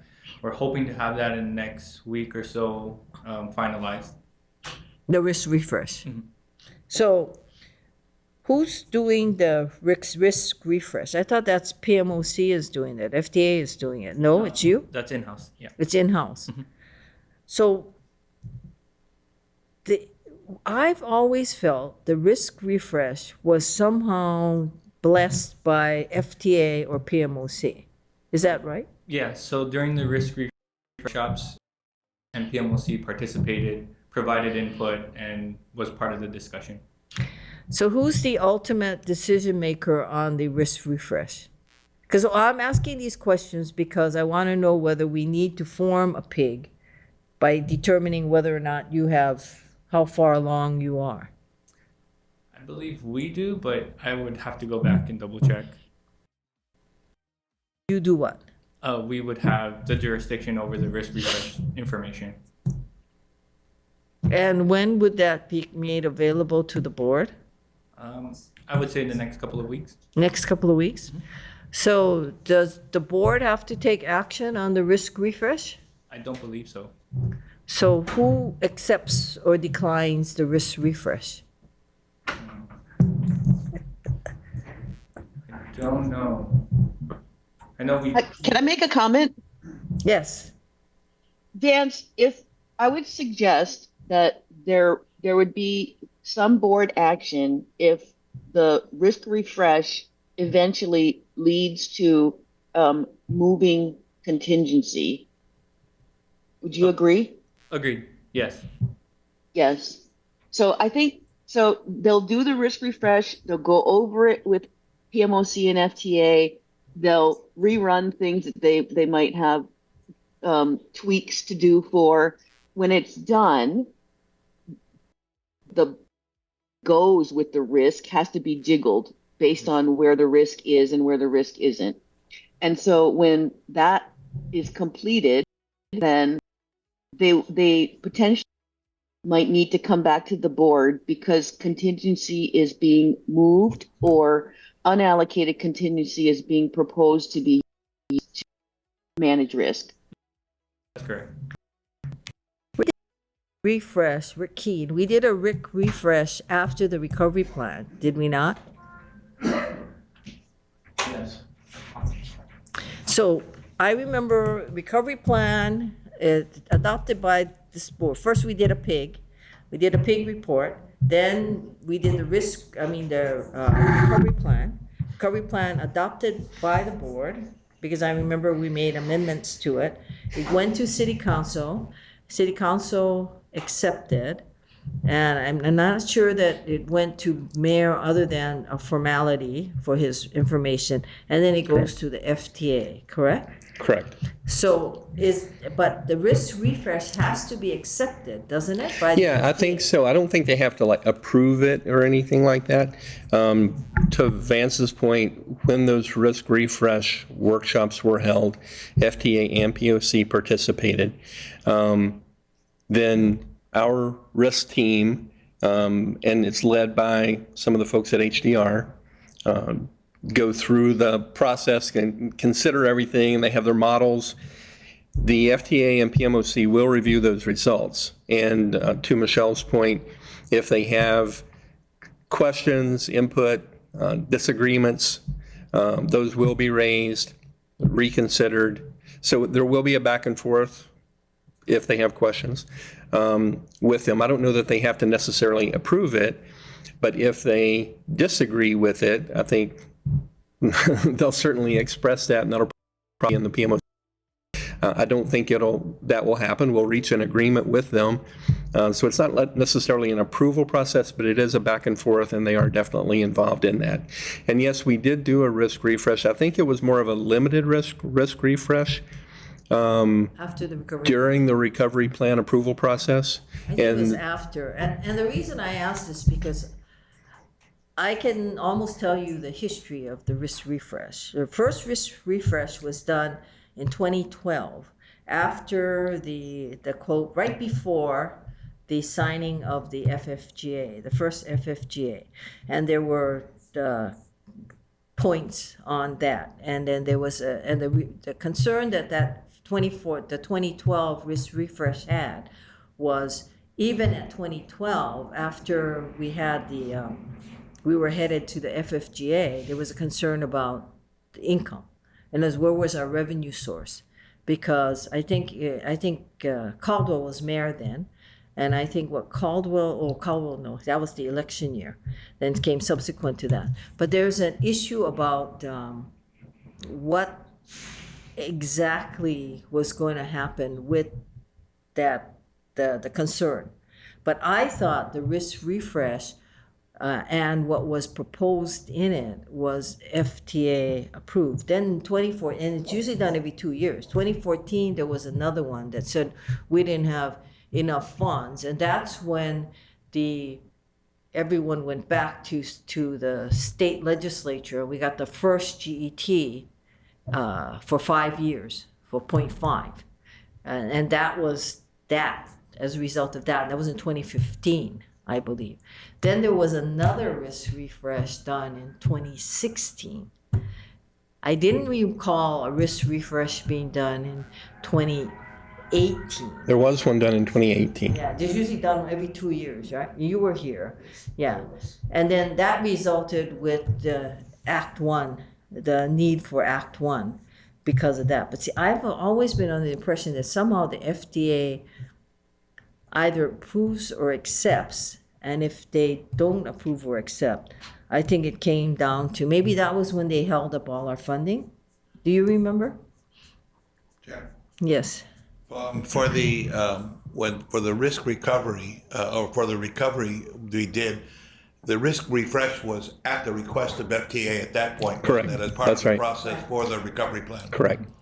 And I don't remember getting anything from them saying, yes, we approve the results of the risk refresh, but it was part of their review of the recovery plan in whole, I think. So this risk refresh is what? That we're going through now? Is that a request of the FDA? No, this one wasn't a request of the FDA. I think we've talked to them about it and they thought it was a good idea. But this is more just us wanting to kind of reset our expectations heading into some of the procurements that are coming up, the first of which is CCGS, but then there's some other ones to follow. So I think it was just resetting our expectations around what's coming up. So Chair, I think the timing with the risk refresh for the Act One was, we did a risk refresh before we went in to ask for additional funding. And in 2018, we conducted another risk refresh, and it was conducted in-house by Paul Johnson. He was an HDR employee. And I think that risk refresh was focusing on the risk of a P3. You know, that was when P3 was in style, right? Yeah, so that was a big part of it, you know, with respect to not just the cost of the P3, but how it affects the operator, which was Hitachi. Yeah. And to add to Rick's point, a lot of the risks that we were carrying before this refresh, we've realized or retired. You know, some of them related to the award of CCUR 4, CCUR 3, and the 4E contract. So a lot of those risks were retired, being that we have those contracts in place, and we are either mitigating or realizing some of those risks. So has anybody done like an evaluation of, now that we know where we are, and we have CCR out, and we have, you know, we don't have CCGS, but we did finish all the other contracts primarily, how that all relates to the Tri-Unity report, the infamous Tri-Unity report? Because they had a lot of risk in the Tri-Unity report. Did anybody look at that and how that then affects us? No, we haven't gone back and done a comparison. So I guess for us, so we can expect to get from you, Vance, the risk refresh report in a couple of weeks, right? So Michelle, what do you think then? Do you think that we need members for everyone, but this is something that Michelle was spearheaded. Do you think we need to do a PIG? Would you like to form a PIG to receive the risk refresh? Let me try to articulate why a PIG could be useful. Okay. When we do the risk refresh, some of the more detailed information, for example, the government should cost and should schedule for CCGS will be calculated. That cost, prior to the proposals coming in, the evaluation taking place, and choosing a vendor, we don't want anyone to know how much the government thinks it should cost through this risk refresh. I think in a general sense, during the acquisition process, the vendors were given, time frames and estimates, but this, what I would call this much more detailed government should cost for CCGS, as well as some of the other large items that we're procuring, is not something that internally, that detail should be shared publicly. And so the PIG would be able to look deeper into the risk refresh in terms of what's getting moved around, what the cost estimates are, where the money is coming from, where the detailed risks are, and make a recommendation to probably the POC maybe first and the finance committees, and then report to the board in terms of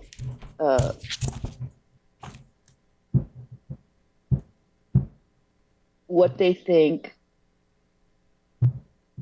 as an oversight function, how HART is going to, how well CCGS will get pulled off. And I think that and where things got jiggled. And that's why I think the PIG could be useful, because the PIG would be able to look at that detailed information without that having to be disclosed in a public forum prior to the proposals being delivered. Does that make sense? Sorry, if I can add just one thing. Just noting that the CEO remains the chief procurement officer. And we're also going to make very sure that we continue to comply with the procurement laws in full. And so to the extent that there are processes or details that can't be shared with the PIG or need to remain confidential, we're going to be really careful of that. And I've been in touch with Michelle as well about this. Okay. Yeah, absolutely. So all the source selection information, it cannot be shared. So this is not source selection. This is basically government should cost that is getting derived from the risk refresh. That's really different than any information that has to do with the procurement. Okay. Any other comments by any other members? Yes, Roger. I'm still a little,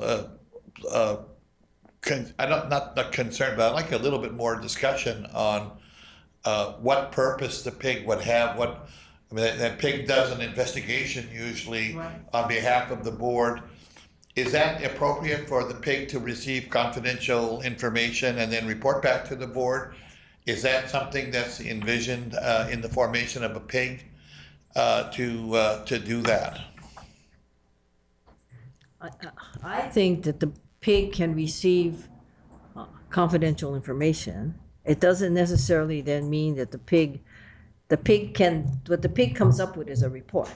Yeah. So whatever the PIG decides among itself that is necessary to transmit to the board is and becomes public is part of it. As you know, you realize that when we did the TAT PIG and we did the recovery plan PIG, when we did those two PIGs, there was a lot of work and went into that, and there's no way that all of that was reflected in the report. So I think that, and then we got information. Just to elaborate, I mean, if we are going to have the PIG released to the board in 2 weeks, You mean the risk refresh released to the board in 2 weeks. refresh, Right. wouldn't that make the formation of a PIG somewhat moot? Well, that's why I asked the question, because, but Michelle is making the point that you still have the position of receiving the report and having them, I guess, candidly discuss and elaborate in the various, whatever it may be, that, because we don't know what the risk refresh is going to say yet. Correct. Yeah, because I know that in the prior risk refresh, one of the things that I was always, I guess, curious about and would watch is the P65s or the P85s or the P100s, right? Because depending on that, it really does affect your revenue, how it's viewed. And as you know, FTA up until, I don't know if it still does, but I think in the recovery plan, we're functioning at P65. And then part of that also, and Rick knows this because we're always battling on what is the revenue source, and where are we in terms of the GET and so forth. So I think that those are the different kinds of things that you may have a freer discussion in the PIG to arrive at a PIG report. Yeah. And I would say, Roger, to your point, what I would expect would be presented or shared at the board level would be the overall results of the risk refresh and how that flows into the forecast, how it flows into the project controls reports that are in the monthly report. But if you want to drill down into the details, like what's the projected cost for CCGS? What's the projected cost for the park and rides out on the west side? What's the projected cost for the bus transit center out at Pearl Highlands? Those kind of details wouldn't necessarily be shared at the board level, but that's what you could get into and challenge and understand the assumptions on in a PIG. Yes. Sure. Just a quick question. Okay. Just clarification. So when we mentioned that the cost of the transit center and the other items, but it will be included in board conversations because it will be updated in the financial report. It will be right? updated in the financial, but I think the particular sensitivity around it is the proposals that are getting ready to be received this summer on talking CC. about proposals, Yeah, but I yes. mean, yeah, but that, when we get into the details of the drivers and the assumptions, Yeah, so let's talk about that for a moment. I know back in 2017, 18, and even 19, board members were invited to participate in the risk refresh discussions. We don't, so we didn't have the entire board, but I know at least one board member were always pretty involved with the risk refresh and also the PMOC meetings, right? But now the that's PMOC Glenn. says no, and I don't know. I have never got any direct communication from the PMOC that says hell no. Any board members cannot attend the board meeting. Well, I will attest to that. It's from the FTA, because they report to the FTA. And they're, So board members now cannot do no, that. and it's and their position, the FDA's position is that it's always been their position. And I said, no, that's not true. Because I sat on the PMOC before in 2015, 2016 in particular, and Glenn Nohara sat on the PMOC after he took my position all the way till his retirement. And when I returned, I sat on it too. So it's not true, but for some reason they have taken the position that they will not permit any, and they said it's not just us, it's their, they claim it's always been their policy and it's something that they've always enforced across the nation. And I said, but except Hawaii. And they just kept saying, no, we never. And I said, that's not true. Hawaii is different. But having said that, they're not letting any member of the board sit on the PMOC. So that's cool. But with the risk refresh, I know Glenn Nohara used to sit in, and I know the risk refresh is pretty much done. Have you all had a chance to sit down and just go over the report in a comprehensive manner before it's finalized? Not yet. Yeah, so Chair, I'm not sure whether it's appropriate, whether it's by a pig or just by invitation from Hart, for at least one or two board members to just sit in and get that type of detail and participate in the finalization of the report. If there's any procurement things that should be discussed, I'm not sure the risk refresh would get into that much procurement matters. I know we talk about, cost and also schedule, right? So those are the two things that I think at least one or two board members could be interested in. I don't know, I'll take you guys' feedback on it. There are risks related to the procurement that we don't want to discuss in public. I would leave it to the board in terms of whether or not it's a pig or one or two individuals from the board that participates in our discussions when we do review the overall report. Okay, let's go over procurement a little bit. This is a Dan question. I know with procurement, you have to sign some kind of affidavit that you said you're not ever going to review anything. So if there's one or two board members that are able to participate in the risk refresh, if there may be instances where procurement issue may come up, would it be appropriate for those board members who participate to sign that confidentiality form? I'm not entirely sure. I think the concern might be that board members just can't look at certain information, period, regardless of what they sign. And so I know Kathleen and others at CORE would want to be real careful about what's shared, just to make sure that the procurement, that there's no question about the integrity of the procurement. I think you were able to view it because you were an employee of Hart, and you were the finance director at that time. So you were in a different status. Yeah, but there were board members who really participated. They were there every meeting, right? There are two issues. One is the procurement issue, the other is the risk refresh itself. Normally, the risk refresh is not related to a procurement. It may be this time because of the timing of it, but normally it's not. And I do participate in the PMOC meetings.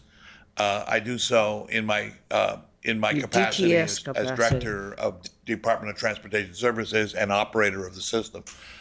So there has, there's, for what it's worth, I just wanted to clarify that I do sit in on those. Yeah, but you don't sit as, because I've pointed that out, but you don't sit as a HART board member. Now, I sit as You a sit director. DTS. Right. But what you do, because you wear two hats, is that you would eliminate, like, for example, if you were to participate in this, the only one other HART person could participate, even if you were to do it in your capacity as DTS, because you are also a board member. And I would relish the opportunity to decline participation anyway. But you can't. You can't. But in any event, I think we understand, and I think we understand Dan's caveat on all of this. But I think I am going to recommend, because I believe that, and it's going to be work. I believe that this board has shown, if anything, that it is able to effectively use the PIG structure. And the PIG structure, as you know, will give us the opportunity to have at least 5 board members participate. And not only, the other thing that I think the PIG structure does, which we cannot really readily do in our board meetings, is that it can weed out people to come in and talk. It can call in experts, and it can do all these things depending on what the chair of the PIG wants to do and where it wants to go. So with the caveat that the PIG will not get into procurement matters, because it's not, unless we get a clearer definition from Kathleen as to whether or not any of it can be. But I think she's been pretty clear about that. So I think what I am going to ask for this board to consider is that we do form the PIG, and the PIG will be, of course, to investigate the risk refresh. And I think that from what Rick said earlier, it's not something that they are opposed to, because they feel that it gives a free discussion. And that's, so with that, the investigation into where we are on the risk refresh, and then the PIG will have to come up with a report before it disbands itself, of course. And it's going to also depend on when it may get a draft from Vance or whoever else is involved in it, because that's really what you're gonna need. And like I said, having what we went through with the TAT, and we went through with the risk refresh, the recovery plan, and everything, all the other PIGs that we've formed, I think that it's a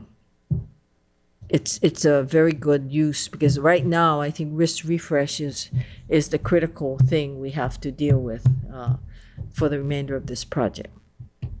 Quick question, Chair. The PIG form to investigate the risk refresh, does that investigation allow, say, those 5 board members to sit in on their discussion when they're attempting to finalize the risk refresh? It can be a combination of that, or it can be that the PIG will call them to the PIG.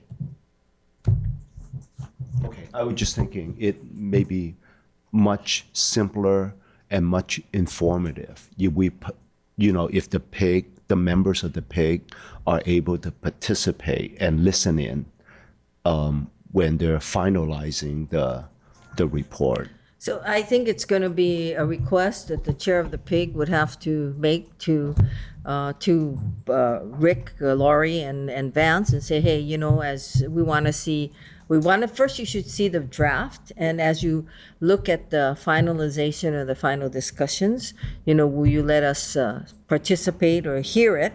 And I think that's going to be something that's up to them. Or alternatively, what the pig can do is say, okay, I want you to come to us, and then we're going to have this final discussion. So it's really the difference. I know what you're talking about in terms of, two board members, for example, but that's the unfortunate part. It's only two board members. You can't go more than two. With a pig, we can assign 5.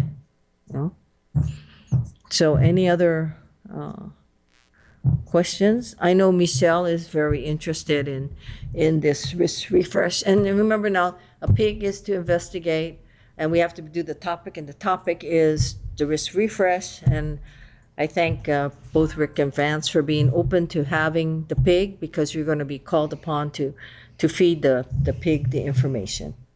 So any other comments or questions? Do I need to be more specific than what I just said, or the investigate the pig for the risk refresh? I think that's probably enough. If you have any other sense of what the pig might do, No, would help. no, it would be just for the risk refresh, because we have a time. They're going to do it within a. So members, as I recommend you for the pig, it's not going to. Hopefully, we'll be done within by the end of the month. Yes. Just for clarification, Chair, so once the risk report is completed, submitted, and going to the pig for investigation. No, it's going to be before it's final. The risk refresh is going to be, they're going to be finalizing a draft version within the next couple of weeks. So the pig will be able to receive that, because it is a pig.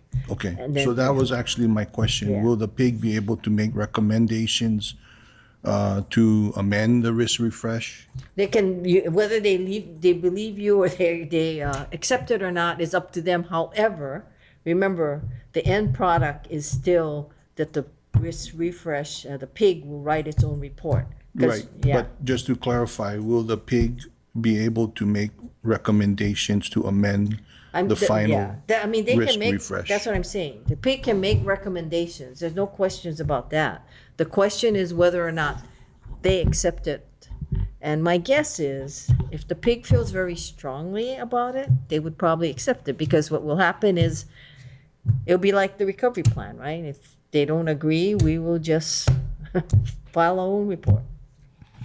And Chair, sorry, just to be clear, if the pig is making recommendations, again, that's not a board action. No. These are just the individual pig members, Right. so it doesn't count unless the board actually takes action on it. And the board action would be the pig report. Because when the pig gets disbanded, we have to have a report. So that report is the action of the board, and it's the policy statement of the board. Does that answer your question? Okay. So with that, members, and again, thank you both Rick and Vance for being very cooperative on this. I would like to recommend, and I've already given you the language and the investigation of the risk refresh pig formation. I would like to have, I'll assign, with everyone's concurrence, Michelle to be the chair of the risk refresh for the pig. She has been talking about this forever. Robert? Roger? I'll be on travel status starting next week, Friday for. Okay, you're off. Okay. Anthony? Sure. Kika, you want to be on the pig? I'll be actually traveling myself. Oh, okay. So, Michelle, Robert, Anthony, I guess I will go on to fill the puka. And why don't we go with 4? Is that okay, Michelle? Michelle, can you hear me? Yeah, that's fine. Is there anybody out there that wants to be on the pig? We don't have anybody here that's the charter members.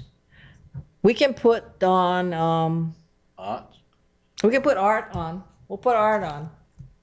Okay. I mean, if he attends, otherwise. Yeah. Well, it doesn't matter, because we don't have quorum requirements. So, we'll just put them on. Then we'll have 5. You're right, he doesn't have time. Okay? So members, He doesn't have any experience, this is the formation of the pig to investigate the risk refresh. Michelle will be chair, Robert, Anthony, Art Tolentino, and myself. So may I have a motion concurring with my creation of the pig and the people sign? Chair, I so move. Any second? And then there's a second. Any further discussion? If not, do we have unanimous consent? We do. Thank you very much, and thank you for your anticipated cooperation. And Chair, if I may, for Michelle, if we can please set up a meeting with CORE, either as the first meeting of the PIG or before you convene the PIG, just so we have everything Okay, in control. that sounds Yep. good. Absolutely. Thanks, Michelle. So the next to last item is, boy, we are really moving. I'm so impressed. This is agenda item number 14, the summary of board members' requests made during this Board of Directors meeting. Cindy, did you keep track? I did. Okay, I'm deferring it to Sydney.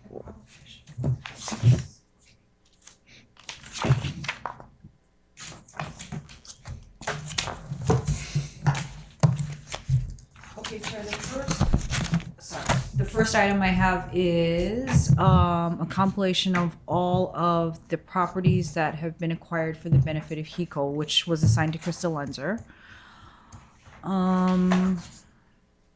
Second item is a request that Sandy Aguilar do an analysis of the FIMLA issue regarding Nate Meddings. Actually, those have already been requested, so it's Yeah. just a follow-up on them. Yeah. Yes. And then the third and final thing I have is to place the executive director's contract item on the agenda for the HR committee in May. Members, did we miss anything that you may have requested of Hart administration? Anything? Did we miss anything? Michelle? No? Chair, what's No, no. The first one was the, HECO properties. yeah, all of the HECO properties and the amount of monies that the Hart has spent for the benefit of HECO. That was made a while ago in your POC meeting. Anything else? I guess that's it. So members, that brings us to, oh, by the way, was there anyone here who wanted to testify on that agenda item? Hearing none. So members, we are at agenda item number 15, which is adjournment. Hearing no objections, we are adjourned. Thank you very much. Record time. I know. Yep. Really.